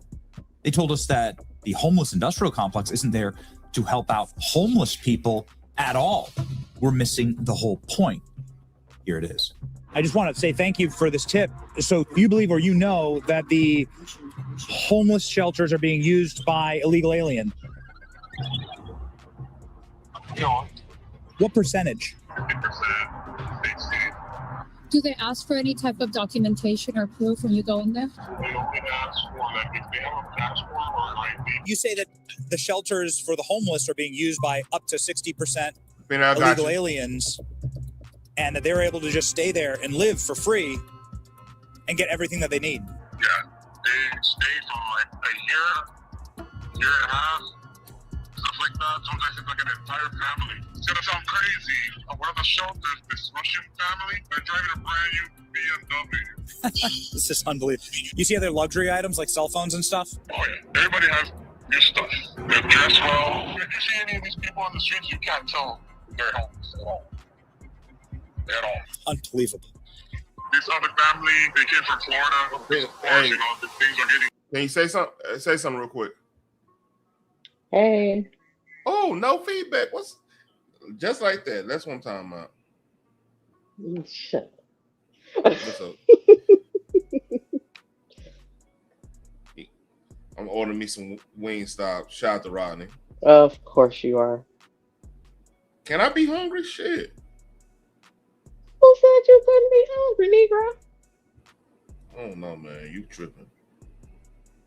That don't be me.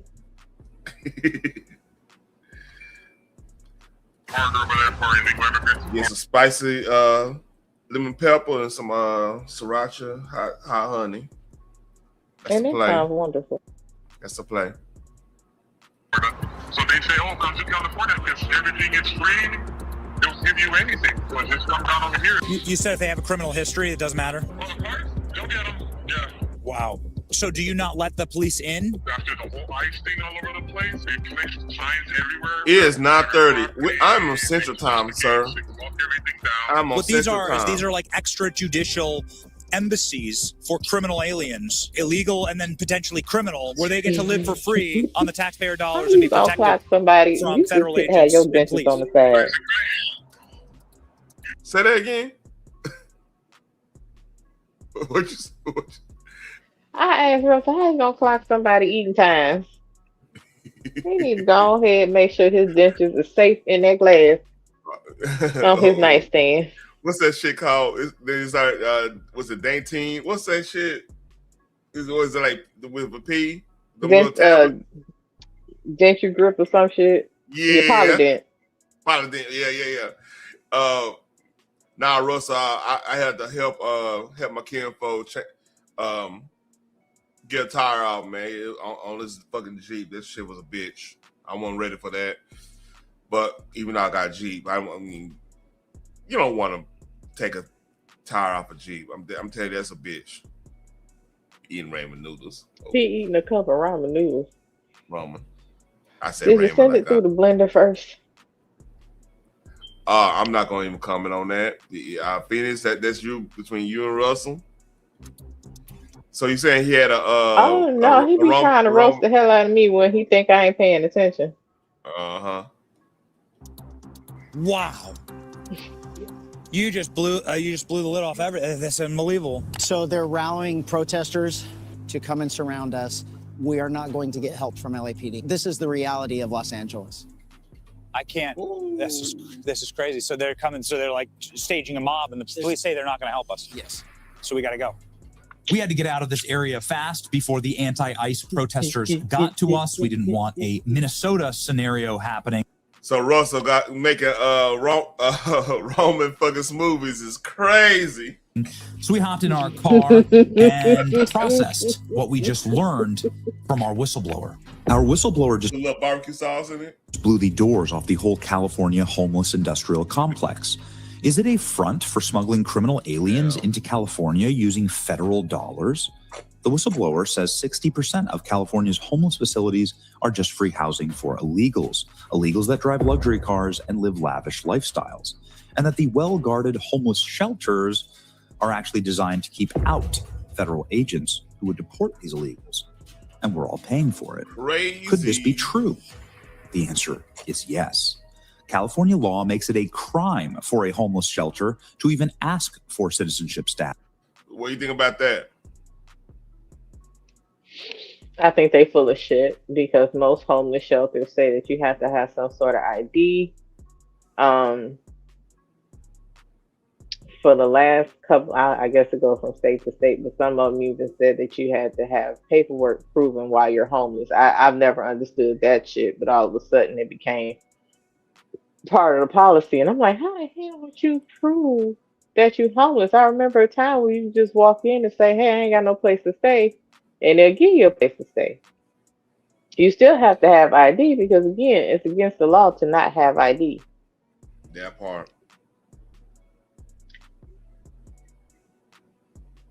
Yeah, they got to make sure they're helping the right person, But they had all kind of other stuff in the policy, but now they're saying that you don't have to have none of that. That's confusing.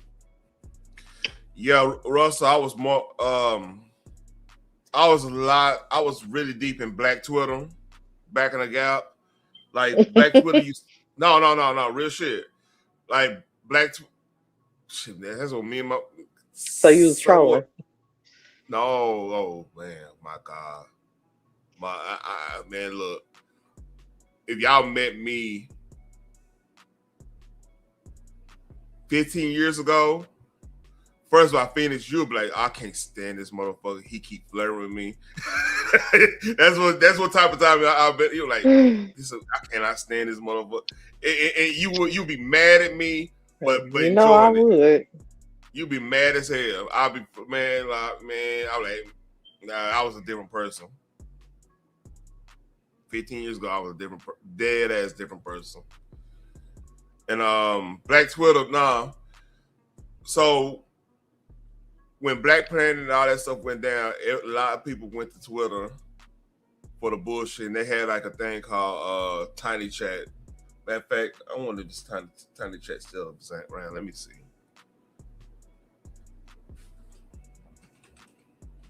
I don't know. Since Elon took over and made it X, did he like revamp the entire thing? Oh shit, Tiny Chat still around. Check this out. Oh, cool. It's Tiny Chat still around. That's what's up. So basically, Tiny Chat and X was connected, and so what? No. It was more like it's just like StreamYards. So basically, like the Tiny Chat I used to fuck with because it was Black Twitter. Mr. C had like Mr. C, the DJ that was Diddy and all them. He had like he had a crazy ass just like StreamYards. But it was more like Mr. C would have like Freestyle Fridays and shit like that. He'll have a whole bunch of stuff. And like shit, I was linking up with people. I was linking up with people in the music industry. Like and like shit, Cat Williams would be on there roasting people. Like if you was on camera and Cat Williams came up in there, you getting roasted.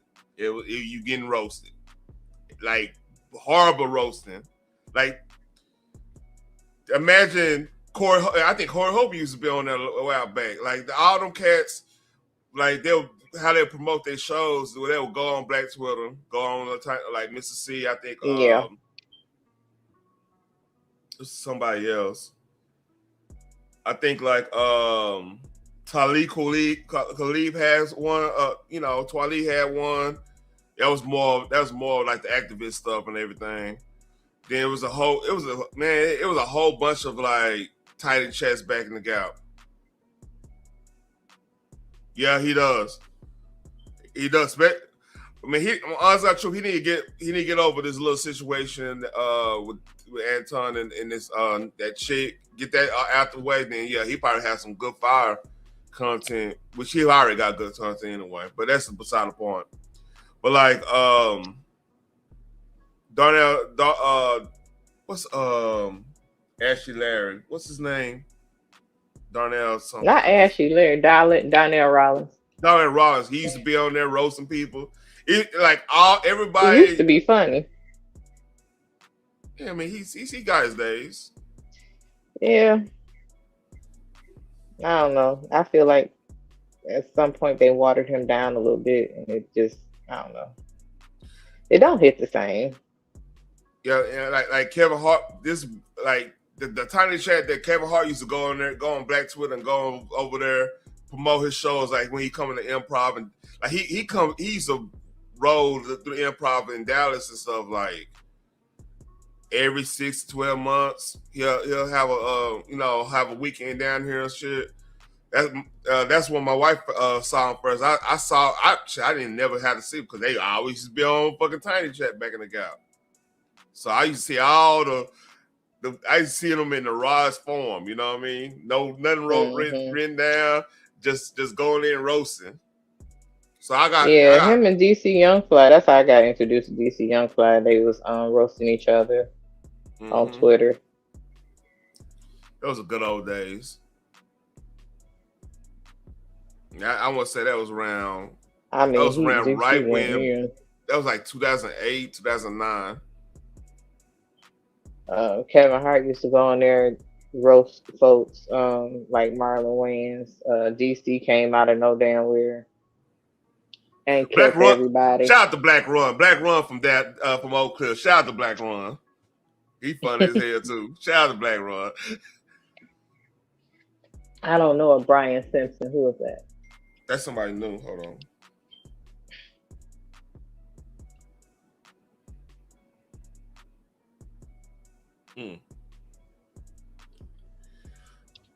Oh shit.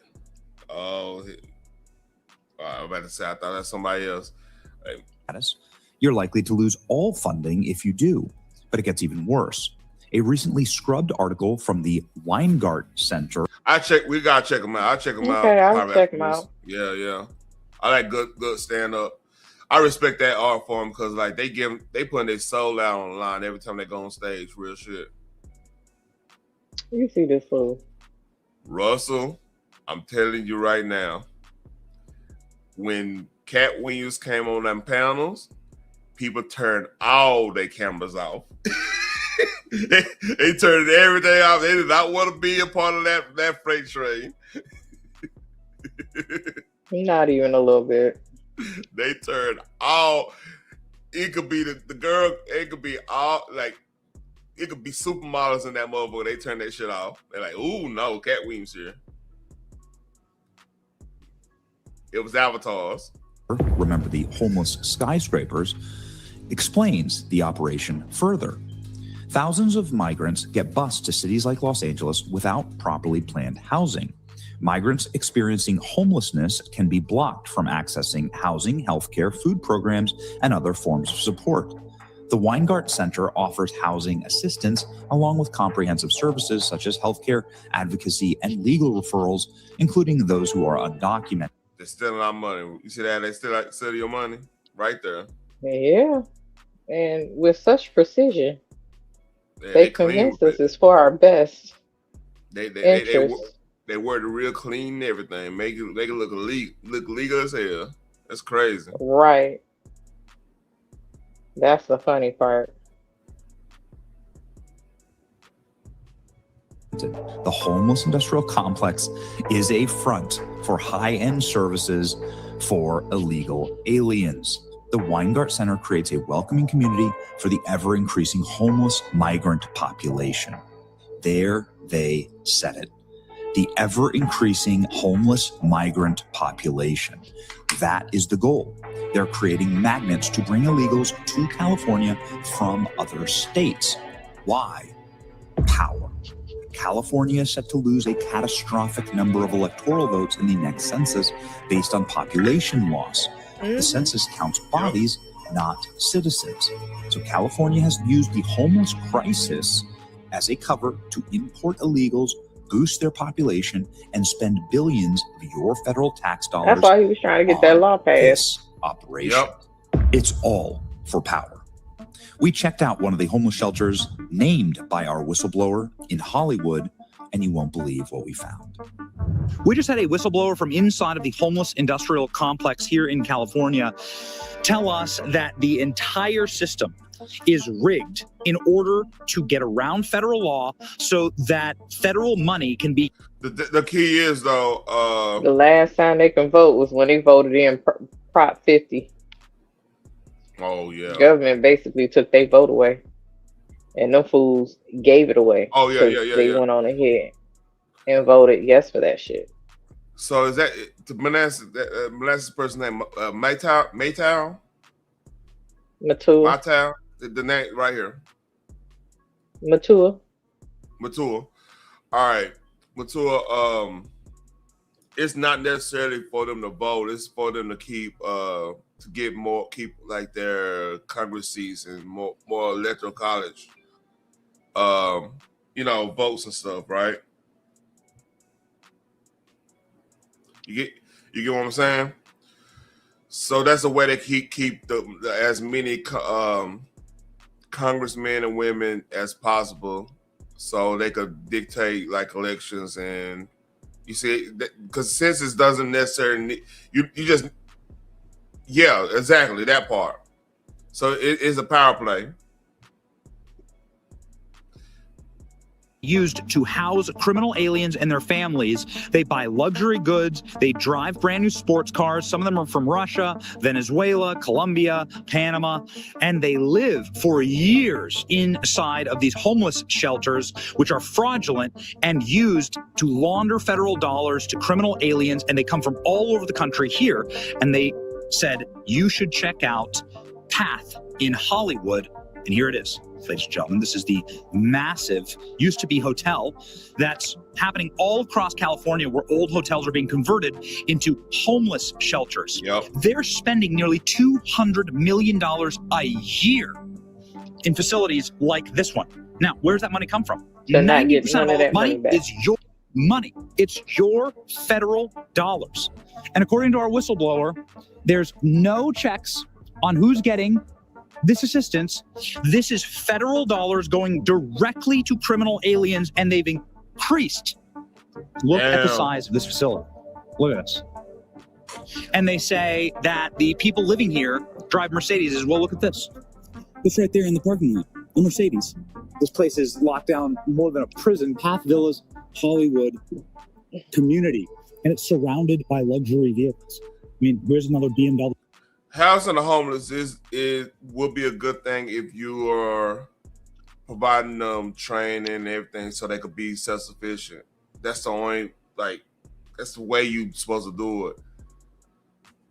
I don't think California is trying to remedy the situation because, people getting the bag off the shit. You know what I mean? Audi, but it's surrounded by these nice trees. You can see some of the facilities inside. I mean, they look beautiful. They look empty, but they look beautiful. Let's go around to the front. The reason why the facilities are on lockdown, according to our whistleblower, is because they want to prevent federal government forces like ICE from entering and from doing immigration checks. So what our whistleblower is telling us is that this is simply a massive complex that is designed in order to get around federal law. You can see it's really nicely funded. I mean, this is where $200 million goes. Look at the balconies. Look at people have plants up there. It's like they're... Yeah, it's cool unless they're not actually housing anybody. Let's see how everything rocking. People are clearly living here long term. It's probably most likely one of these public-private, entities where part of the housing is affordable housing. But I mean, you can see it's really nice. Hey, what's up? Have you ever stayed at the Path shelter here? Yeah. What is it like in there? It's like a single studios. Yeah. Good. Nice. Yeah, it's actually. Did they do any drug or alcohol testing at Path? Not that me is aware of. Did they demand that you be a U.S. citizen to use their facilities? That I don't know. Now, Vital, here's the problem. We made a good faith. Here's the problem with that. Oh, see, he's about to. They're never available for that.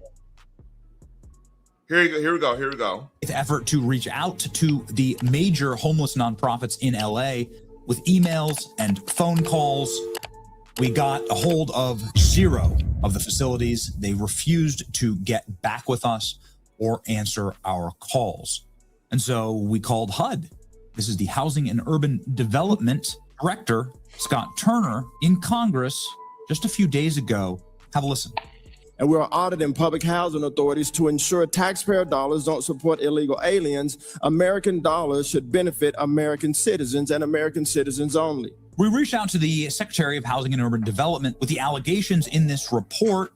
Turner told us bluntly that HUD will not tolerate fraud. When we find it, we will act. HUD's Office of Inspector General will do everything in our power to prosecute and apprehend those who break the law. And then he pointed us to the prosecutions of a man in LA who stole $23 million from the American taxpayers just this week. He said that more prosecutions will be coming. We hope our investigation leads to more.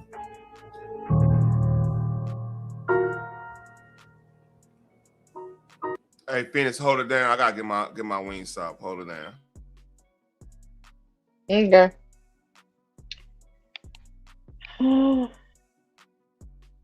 Yeah, they're never available. The organizations that actually run these things, they are never available. If they are, they're going to give you the straight runaround. They really do not care because being homeless is actually profitable for certain states.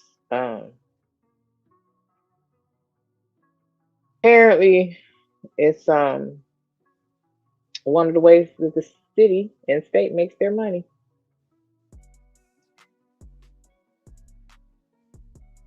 Which is sad because you make profit and killing the American dream at the same time. That's why I don't understand why people is mad at Trump for saying make America great again. Because right now, America sucks.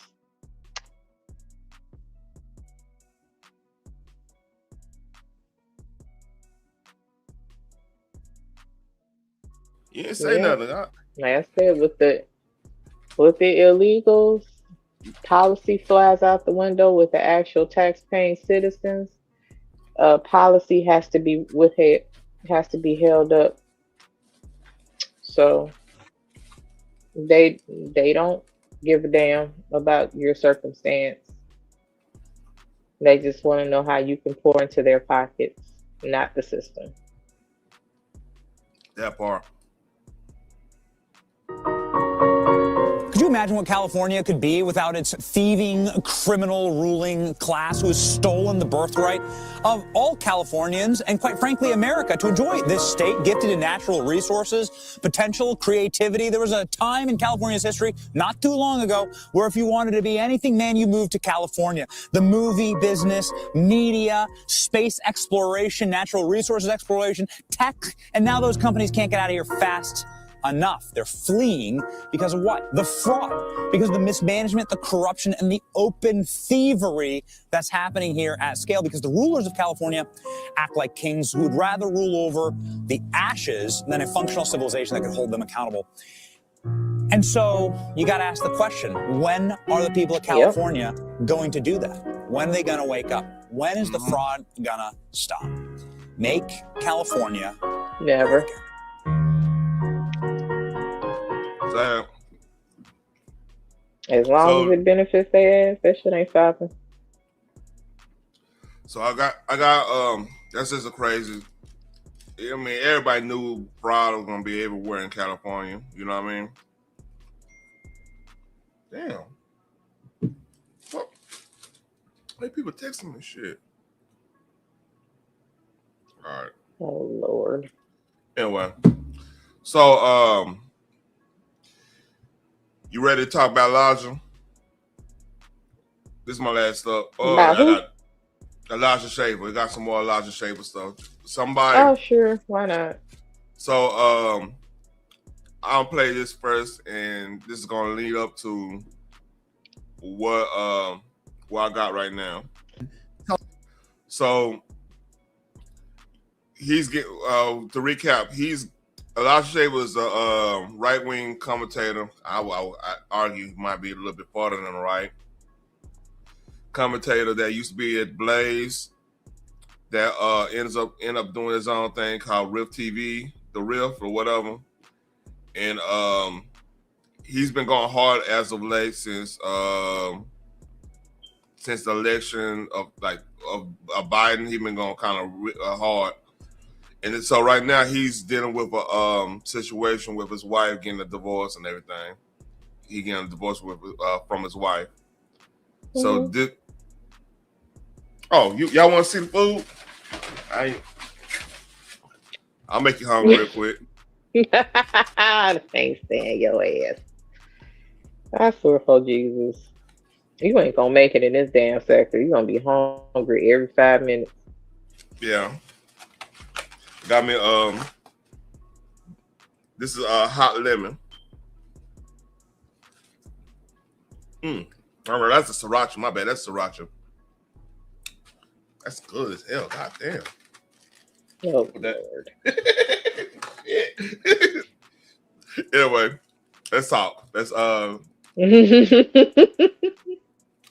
so I want y'all to listen to how this motherfucker talk. I saw a tweet that said this. It's like, it's crazy on 2025 to pull bitches. You literally have to be like a millionaire, 6'7", drive a Lamborghini, and like that who, like, you know what I mean? Like, and be white. And it's like, yeah, so women are still going after men that emulate the most masculine tendencies, right? They're going after tall, rich, famous men. And then, and what do we get? The women, they're just whores. They can't even cook a hot pocket, you know? What? Yeah. Just stop down here on. Okay, well, your whore can't cook a hot pocket. That's not everybody's issue. So here's my thing. He left the great state of Texas because it was too black for him. True story. It was too black for him. Like, you know, it was too black, and we see everybody season their food a little bit too well in Texas for them. Yeah, white people too. So, you know what I mean? They were being influenced by us, according to him. Allegedly, he said it, but you know he might think he didn't say it. So wait, go ahead. Texas barbecue was influenced by black people? I'm glad he knows. You know, he's saying white people are emulating black people too much with seasoning their food, allegedly. No. Do not put gas in it. He from California. He moved down here for the Blaze. Then he shitted on Texas afterwards when he got fired from the Blaze. Listen, he'll be all right. No. It's finished. I got time for this shit today. Oh, so it's like, and that's why once you have sex with them, once you come to your senses, right? So it's like you have that post ejaculate clarity, not clarity, they call it online these days. Does this dude sound like a regular dude? He sound like a dude that don't get none. Let's read. But like, because you realize, like, after you nut, you're just a bunch of holes. And that's really sad because then it devalues women. So then your view of women becomes so low because women really. Here's my thing. Even my dog years, right? When I was flirting with everybody, I'm hopping out of hotel rooms and stuff. I still look at the chick as a human. Like, she just felt like she felt the spirit of fucking. Just what it was. I never. She wanted to be grown that night, and I wanted to be grown too. So we would do some grown shit. You see what I'm saying? So my point is, I can't in my life put that girl down for want to be a hoe for me. I can't do it. It doesn't make sense to me because I participated too. You get what I'm saying? Yeah. She wanted to do all that. Away from time. Yeah, she wanted to do all that stuff. She wanted to practice, and I wanted to practice, and it was a good scrimmage. You know what I mean? Good Jesus. Uh-huh. But see, a fucker like him that ain't used to shit, he overthinking this shit. Baby, like I said, Yeah, maybe because she he keep repeating his nuttage and like some dude. Just say you exactly. don't get none. Tua got it right. Exactly. Put your reps in. You never know, man. Hey, you might have to get. Hey, playoff time. You gotta go. You gotta get 25 carries. You gotta do it right. You know what I mean? Please stop encouraging. Gotta make sure you run it in the right hose at all time. You know, the ISO, the 32 trap, the straight, the zone, the split zone. You know, everywhere. My ears are way too young for this conversation. They are just a bunch of holes today, but that doesn't mean that's who they have to be or who God made them to be or what they should be. And I think that a lot of the hatred that I have towards women and a lot of the hatred a lot of men have towards. Now, I never hated any woman. You know what I mean?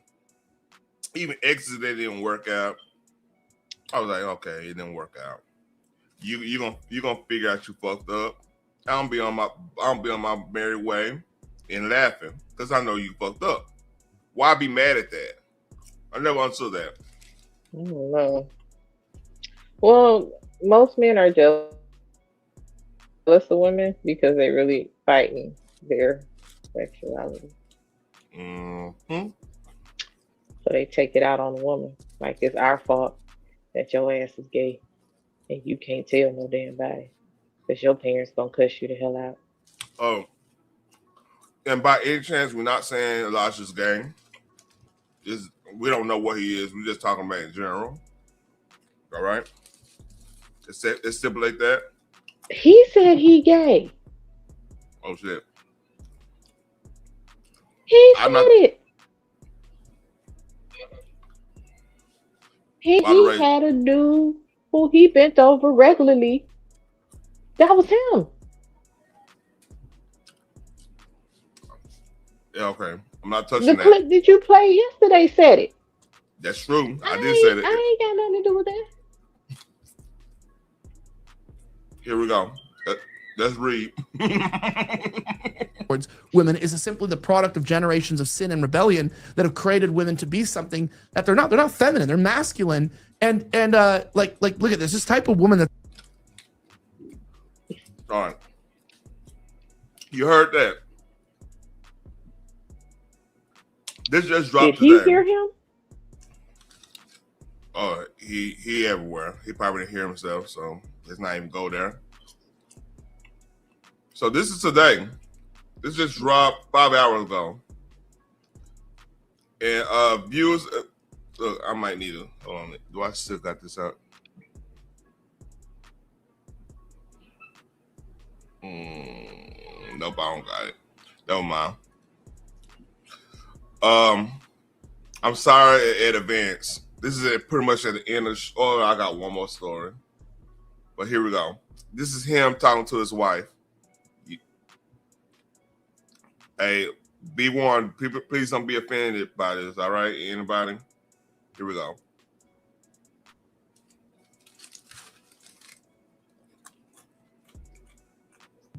Dumb bitch, please. I'm trying. Like, God damn it! You're such a fucking whore. I'm like literally like, oh hey, you know what? Yeah, I got a beer. Oh, why are you lying to me? Why are you lying to me? You know why? You're a fucking whore and you're a bitch. And you need to shut the fuck up. How about that? Because when I talk to the truth, you become a fucking whore, and I don't want to be around you. Well, I'm not a whore. Yeah, maybe you're not. You act. Yeah, it might be drugs involved in this one. I'm not gonna lie, because he's talking to himself. He's going through the whole conversation out loud. That's drug behavior. Do you agree?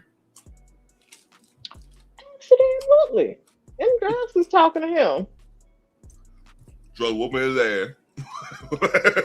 Yeah, the drugs one. Oh, they way beyond couples therapy. Once you start calling me a whore out of no fucking where, and again, this is him grappling with his sexuality. This ain't got nothing to do with. He needs therapy. Them his demons. Yep. She can assist in helping him, but she can't fight them for him. Mm-hmm. Like one. That's the job of Jesus, and honey.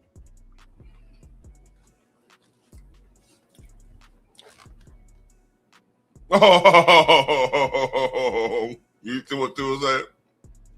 Yeah, That part. that sound about right. Yeah, It sound. ain't nothing she can do. Ain't nothing she can do. Mm, Her let's name go. ain't even Jesus. I'm assuming she a white woman, so Jesus is out. She ain't Jesus. Mm-hmm. No, I'm telling you right now. Those sisters stand where no man calling women hoes all the time. Unless she with the bullshit. She in the hood. You know what I mean? The way he's saying it Unless you was can prove I'm a whore, don't call me one. it's few instances a husband, a significant other that's called the old lady that y'all gotta have a real crazy session. Like, ooh, you was just, you talking dirty at that point. You gotta be one of them type of things. Like, y'all did some West Coast production shit. You know what I mean? It went above and beyond. Like, right. I haven't cheated on your stupid ass, and you constantly calling me a whore. I can show you what the fuck a whore look like. Trust and believe. Oh, Yeah, you want to see the whole side? Because that's all I'm getting out this conversation. yeah. That It's straight petty. You really don't want me to prove that I'm my father's child. That's not what you yeah. want for real. Like, let's Hey not do man, this. that's rude. Well, you want to show yourself? You not ready. Yeah. How about this? I can handle your shit. Fucking divorce me. Take my son. Do what the fuck you want. How about this? Shut the fuck up, because I'm your husband, and I'm trying to support you and be your husband. Well, you had a couple beers or something. Oh, God. Oh, Oh, I hope you die. I hope. so he told her to take his children and leave him, Yep. and then he went online playing victim. Mm-hmm. Oh,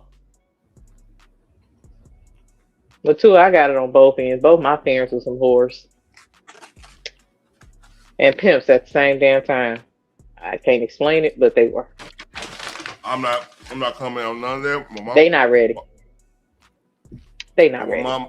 mama and my daddy both ignorant as hell, and my dad was RP to my dad. Listen.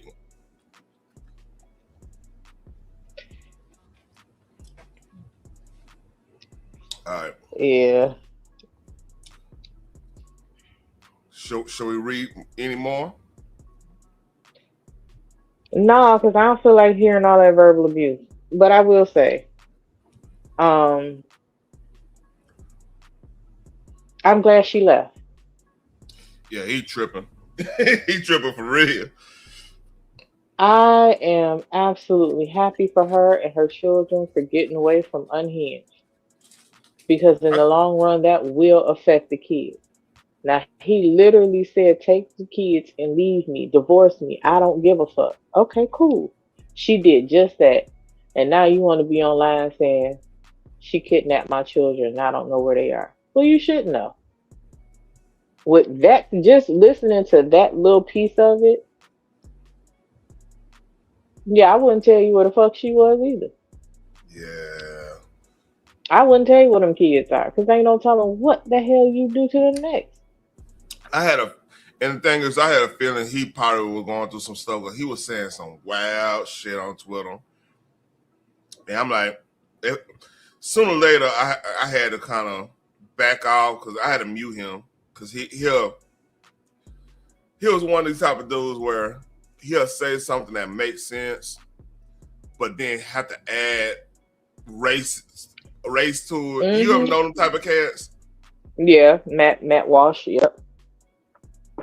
Man, Matt. White man good, black man ignorant. Yeah, that's weird. That's weird. Like Matt, the problem I have with Matt, I think a little bit of that is a bit because of the he plays around with the culture stuff a lot. I don't listen to him. I don't even listen to Shapiro, man, because like I don't like getting lectured to. Who listens to that either? Old folks that like the lecture. Nobody listens to Shapiro. Man, but like I just don't. Shapiro, I think Shapiro is better when like his talk with Rogan is pretty good. Like he had to loosen up and like actually have a conversation with somebody that works. That it's not confrontational. It's when he's doing his own part. It's a lecture thing. Then you get lecture. Then here's the ad. Lecture. Here's the ad. You see what I'm saying? Mm-hmm. Yeah, that's play to me. And I just don't like when I hear pretentiousness. I just tune out. Like, okay. And that's the California part of him. I think since he moved to Tennessee, he's a little bit loose. He loosened that part of his personality up. It's just you know what I mean? Somewhat. I'm not saying all the way. I'm not saying he one of us or anything. He from Cali still, but you can't have that type of attitude in Tennessee. You know what I'm talking about. Like you can't. You're not gonna have too many friends, or you're not gonna be looked upon in a positive light. You going around with your nose stuck up there in Tennessee. You know that. Yeah, so, even though he tries to still play off like he's that good old country boy type. But yeah.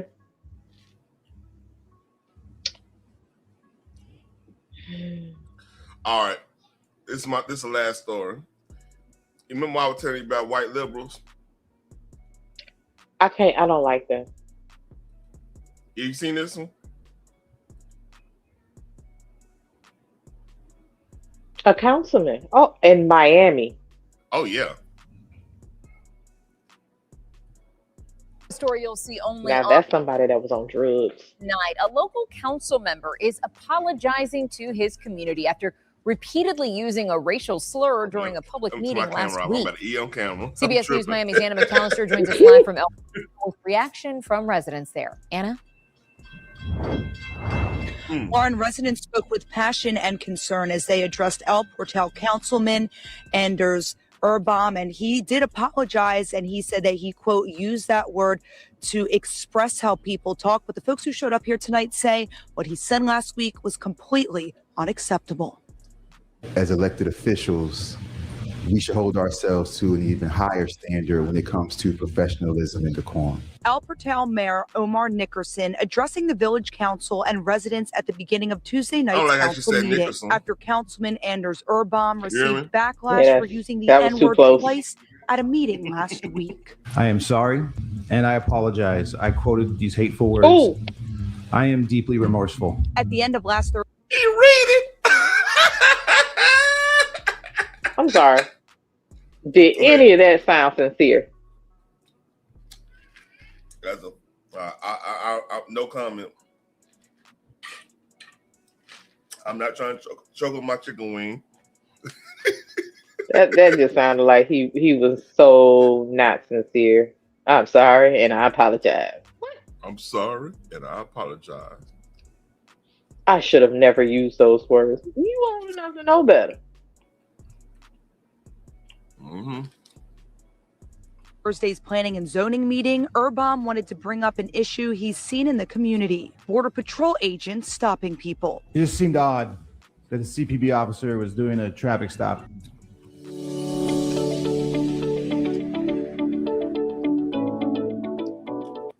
At the end of his retelling of the traffic stop, he continued. Guys, I don't know how to tell you this, so I'm just going to tell you it like this. I'm going to explain to you exactly why every white... Look how cocky he sounds, right? He real cocky, ain't on it. I'm going to tell you, man, look. This how they gonna treat bit. Like, the fuck? This how they going to treat you. I done heard him say it. You hear me? You have? You heard him say this? My you goodness. didn't say nothing?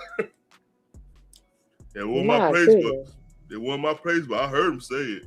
I'm just gonna let you know what they said. I'm gonna tell you what they said, you know. Right, I'm not gonna correct it. I'm just gonna tell you. Yeah, yeah. Don't blame me for what that nigga did. I mean, that person did. I can't correct it because look, I gotta play golf with these people. You know, we on the golf team together. You know, but I gotta tell you what they said. And I got so you know what they said. Isn't that right, Phoenix? No. Here we go. Here we go. Let's read. A person in this country who voted for Trump is a racist piece of I'm going to tell you that right now. How do you wink at it? How do you wink at it? So you got to talk about another N-word story let's see if I can involving liberals. I was traveling north on Biscayne Boulevard.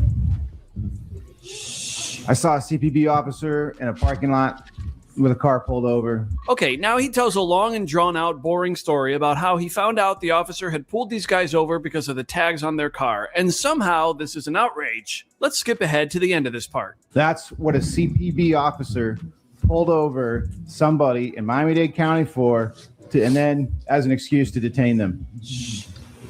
Guys, I don't know how to tell you this, so I'm just going to tell you it like this. I'm going to explain to you exactly why every white person in this country who voted for Trump is a racist piece of shit. I'm going to tell you that right now. How do you wink at a nigger? How do you wink at a nigger? Oh, no. All right, motherfucker. I learned that from a 10-year-old son of a police detective. Next to him, AI, like, goddamn. Ain't no I'm gonna need reaction. a backhand or something. Ain't no reaction. Ain't no like. You're supposed to at least do like the fuck. It's like she used to him saying this shit. There's no shock, no awe, no nothing. She just did she not put in her hearing aid? Like what? What's going on?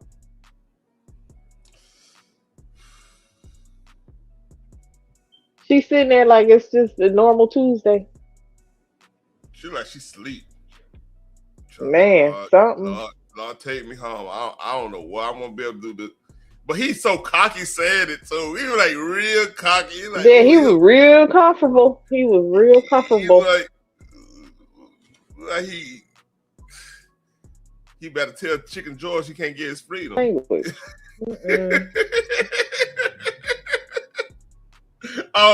What's gonna have the ball with this? He just laughed. It's funny when the clan masters fall off, ain't it? Well, I'm trying to say what they saying. Nah, we ain't hear him say. We heard you. Growing up, his father, a police detective, his best friend, another police detective. All right, my entire existence growing up. Yeah, walk away, walk away. People walking out like, where this shit? What the fuck? I'm sorry. You can't even be like mad. You can't be serious. You can't be serious. Phoenix. You can't be serious. You have to look. I know this might be taboo to say. I love when the bastards fall off. It's just so hilarious to me because I could like, look, you see this? You see that? There you go, right there. Y'all been looking for the races. There you go. He right there. Get him. Anybody that identifies as a liberal and act like he has so much of an issue with how black people are being treated, that is the most racist motherfucker. Like you like dog. Y'all ain't fooling me with that bull. Everybody be kicking in like, I heard you Republican. Yeah, I'm just I like low tax stuff. Man, you know I don't like black people. Oh, damn, I got a video. You sure about that? Here, listen to this. Yeah, I have black friends. Okay, man, me too. And I still don't like niggas. So what's your point? The biggest telltale sign that you're dealing with a racist. If you ever go somewhere, let's say you go to a steakhouse, Texas Roadhouse, or whatever like that, and you sit at the bar, and if the white person feel like they gotta say buttocks to you to relate to you, and that's the sound. it's not like them the ones who get cussed out. I'm sorry. It's not like hearing the abundance from Eminem where, okay, Detroit. I'm not saying he from Detroit. I'm not going in that direction, but you kind of, everybody kind of got this. And he just spitting in the part. Okay, that's understood. Or Powwow, where I know Powwow.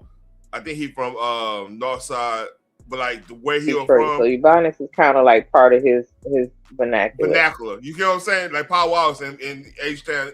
He gonna talk just like me in some cases, and like say it with different types. Right. It's known. Even Bubba Sparks or any other rap. You could think of the Beastie Boys. You could probably like, all right, yeah, y'all Brooklyn, yeah, I kind of see y'all probably suburb Brooklyn, but you still know the lingo and this and that. Okay, cool. You know what I'm saying? But just your regular motherfucking golf course. White boy that you probably the first black person they seen in the last 3 years. Yeah, that might be some racist shit. I'm saying. Make sense? Mm-hmm. And look, he got the collar popped up and everything. I'm about to really tell these niggas. Right, I'm so shocked that like it was more reaction from the audience because you can hear the gasp in the audience, but the person that's sitting next to him happens to be black and is like absolutely no reaction. I think we all. That's a little troublesome. This is Phoenix. This is one of those scenes where you just gotta be like, I think we all think this could have been done a little bit better. Absolutely. All right, let's read. Let's read. So much Do better. it. Walk away. We're coming. Everyone's in the streets. All right. Yo, I feel like this dude heard one joke, right? One joke growing up, and he was scarred for life, right? Like, come on. What type of low-T rant is this? I mean, seriously. These white liberals, man, they make me sick. This is just his excuse to use the N-word. I know he loves using the N-word. He couldn't wait. He's like, oh, okay. I'm trying to tell, like, it sounds like that is. You say, all right, if we ever. Because again, that's an old black lady, and nobody hates white people more than old black people. Okay, because they've been through a lot, so to speak. This is an older black lady, and she just sitting there like she ain't heard in no type of way. Her facial expression ain't changed. Hell, I thought that you paused the fucking thing if he wasn't still talking. She was just that still. Man, nothing, no reaction. She might be right on her reservation for the upper room. Allegedly, she's like, "Look, man, I done cussed him out so many times. I done told him what for so many times. He ain't listening by now. Look, I'm about to retire. I got a nice place at the Villages. I'm about to get massages. I don't want nothing to do with none of that shit. Let me get out of this. Let me make it through the term. Because this motherfucker ain't listening to me at all. That's the vibe I'm getting. He ain't listening to me at all. And soon later somebody going to whoop his ass. But she might get his ass whooped after this. And this Florida too. Let's read. In his private life, I know he does, right? He's just trying to use ICE as an excuse, right? In order to use it. Let's be real. This dude dropping N-bombs every single day, right? Let's keep it 100. He sounds like he practiced that, right? He definitely practiced that. I don't know if he's married or not, but could you imagine, right? Him practicing with his wife. Hey, how did that N-word sound? Did it sound racist enough? Right. I don't know why had to put some twang on it. Make sure that it hurt hard, right? Because that's the whole point. But listen, I don't really care about him using the N-word, man. He can use the N-word if he want. I'm just telling you, when white liberals do this, it ain't gonna work out the way that they think, right? They're not gonna get the pat on the head that they're looking for. He does have the That's the funny part about it. He did this for pats on the head, okay? And see, here's the thing, right? I actually respect people who, use the N-word in a derogatory way more than I respect white people who use the N-word like this, right? Because you're using the N-word for pats on the head, okay? That to me just is weird, okay? He's definitely not going to get the pats on the head that he thought he was going to get. He did it for some brownie points. He's not going to get any. So, this performative nonsense is crazy.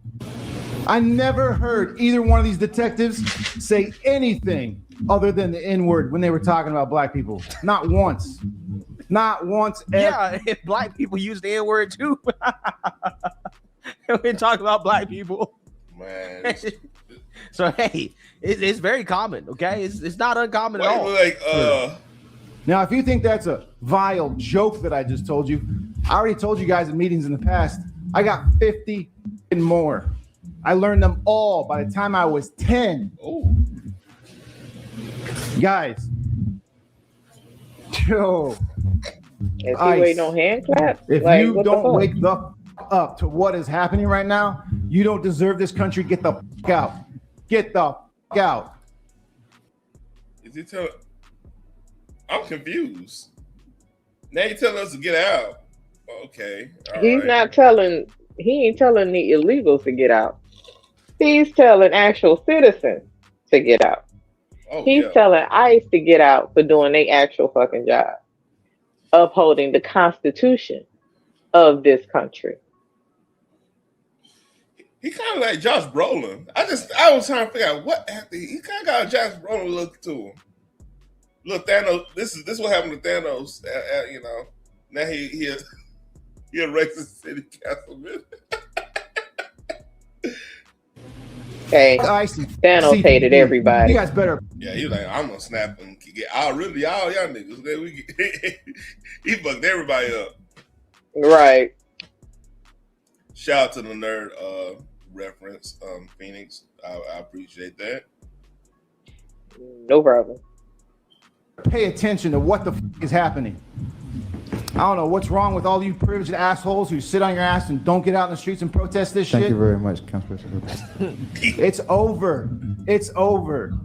I love it. Yeah, thank you very much. We done. You know. Right, like dog. Send in the Sandman. Get him up off the stage. You better get in the streets. I do understand that you're trying to make a point. He mad for real, ain't he? A little bit. Don't get out in the streets and protest this shit. Thank you very much, Councilman. It's over. It's over. You better get in the streets. I do understand that you're trying to make a point, but even in trying to make a point, I do think it is a grossly offensive word to be mentioned in any context. And so it needs to be put in white people's faces that this is what's happening. No, but I'm not a white person, and it's being put in my face, and I find it offensive. So I'll personalize it for you. That even though I understand that you're trying to make a statement, you're trying to be a white liberal savior, right? That's what he's trying to be. Okay, let's be real, right? This virtue signal is classic white liberal savior behavior. I actually don't understand it, but it appears as though you're trying to make a statement. And in addition to that, I don't understand what you're trying to do. Hey, we want to go to the that shit video. Don't make no funky ass sense. Like you trying to tell us, look, you better watch out for ICE. No, we don't. We kind of good. Why I need to watch out for ICE? What are you trying to say? Like, why would I have to look out for ICE? I don't know, man. Look, I don't get it. They not after me. I'm completely fucking legal. They gonna not after mine. Let me quote. I was born Joe here, Biden. and I'm not an anchor baby. Let me tell you what Joe Biden said. First of all, you're not black because you didn't support Joe Biden. All right, we established that.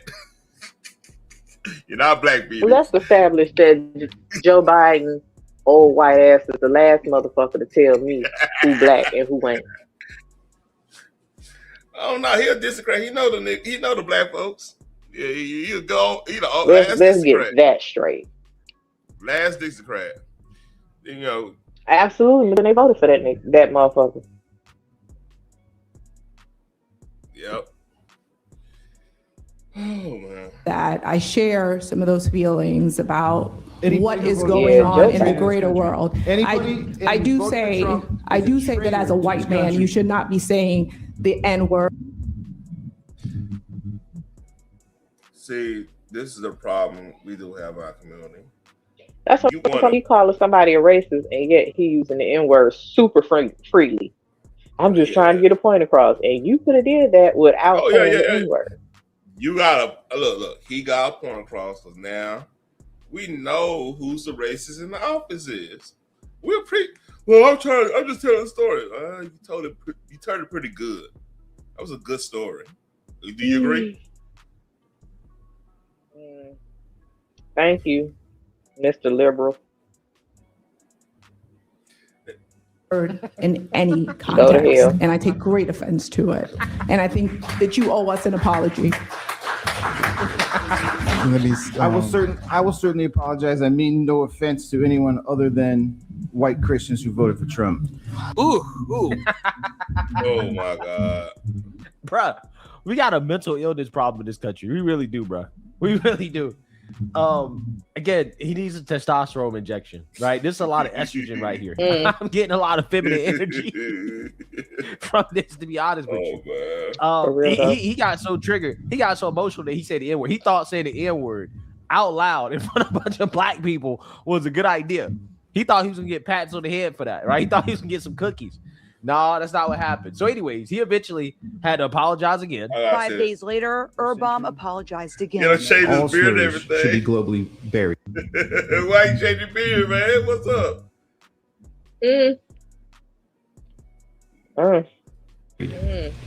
I acknowledge and understand that the word I use, no matter the context.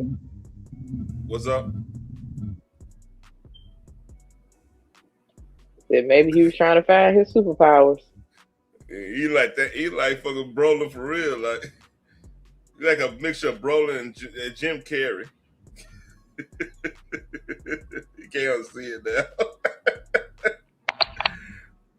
Man, like this dude made absolutely no flipping sense. Absolutely not. He gonna chase. He's gonna. Yeah, chase he put you. gel in his hair. Yeah, he's serious. He meant. He would have did better with a quarter zip. I am Or getting suit. sleepy. It's damn near 12 o'clock. All right, hold on. We will play a little bit more. And I go. Text is beyond offensive and even traumatizing. None of this excuses my choice to use the word I am sorry. Residents giving mixed reactions. Thank you for your apology. I just wanted to go on record that I found your words to be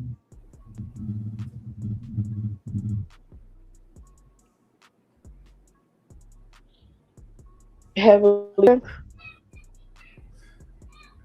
Why are you commenting on apology towards black folks?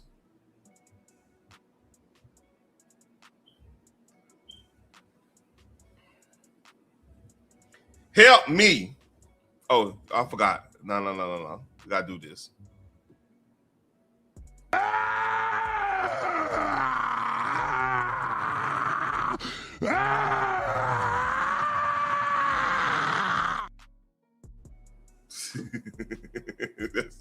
That holds up, don't it? incredibly offensive and vile. But I am very appreciative to find that this is your tone tonight and that you are taking responsibility. I don't care what nobody says. Sometimes you're the only Oh, look at them. Giving a little hug. People come to us. Give a little white boy a hug for calling them niggers. Oh. Ain't that sweet?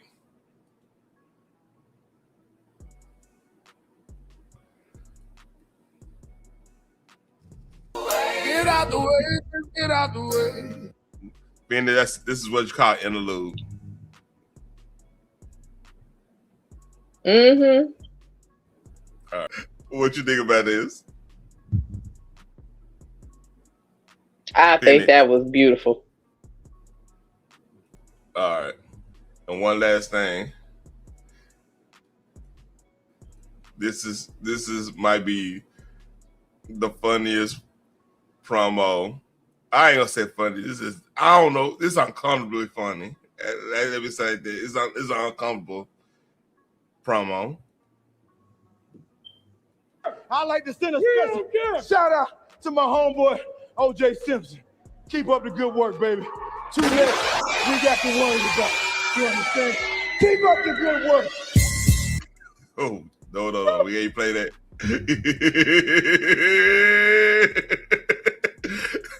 Oh, man.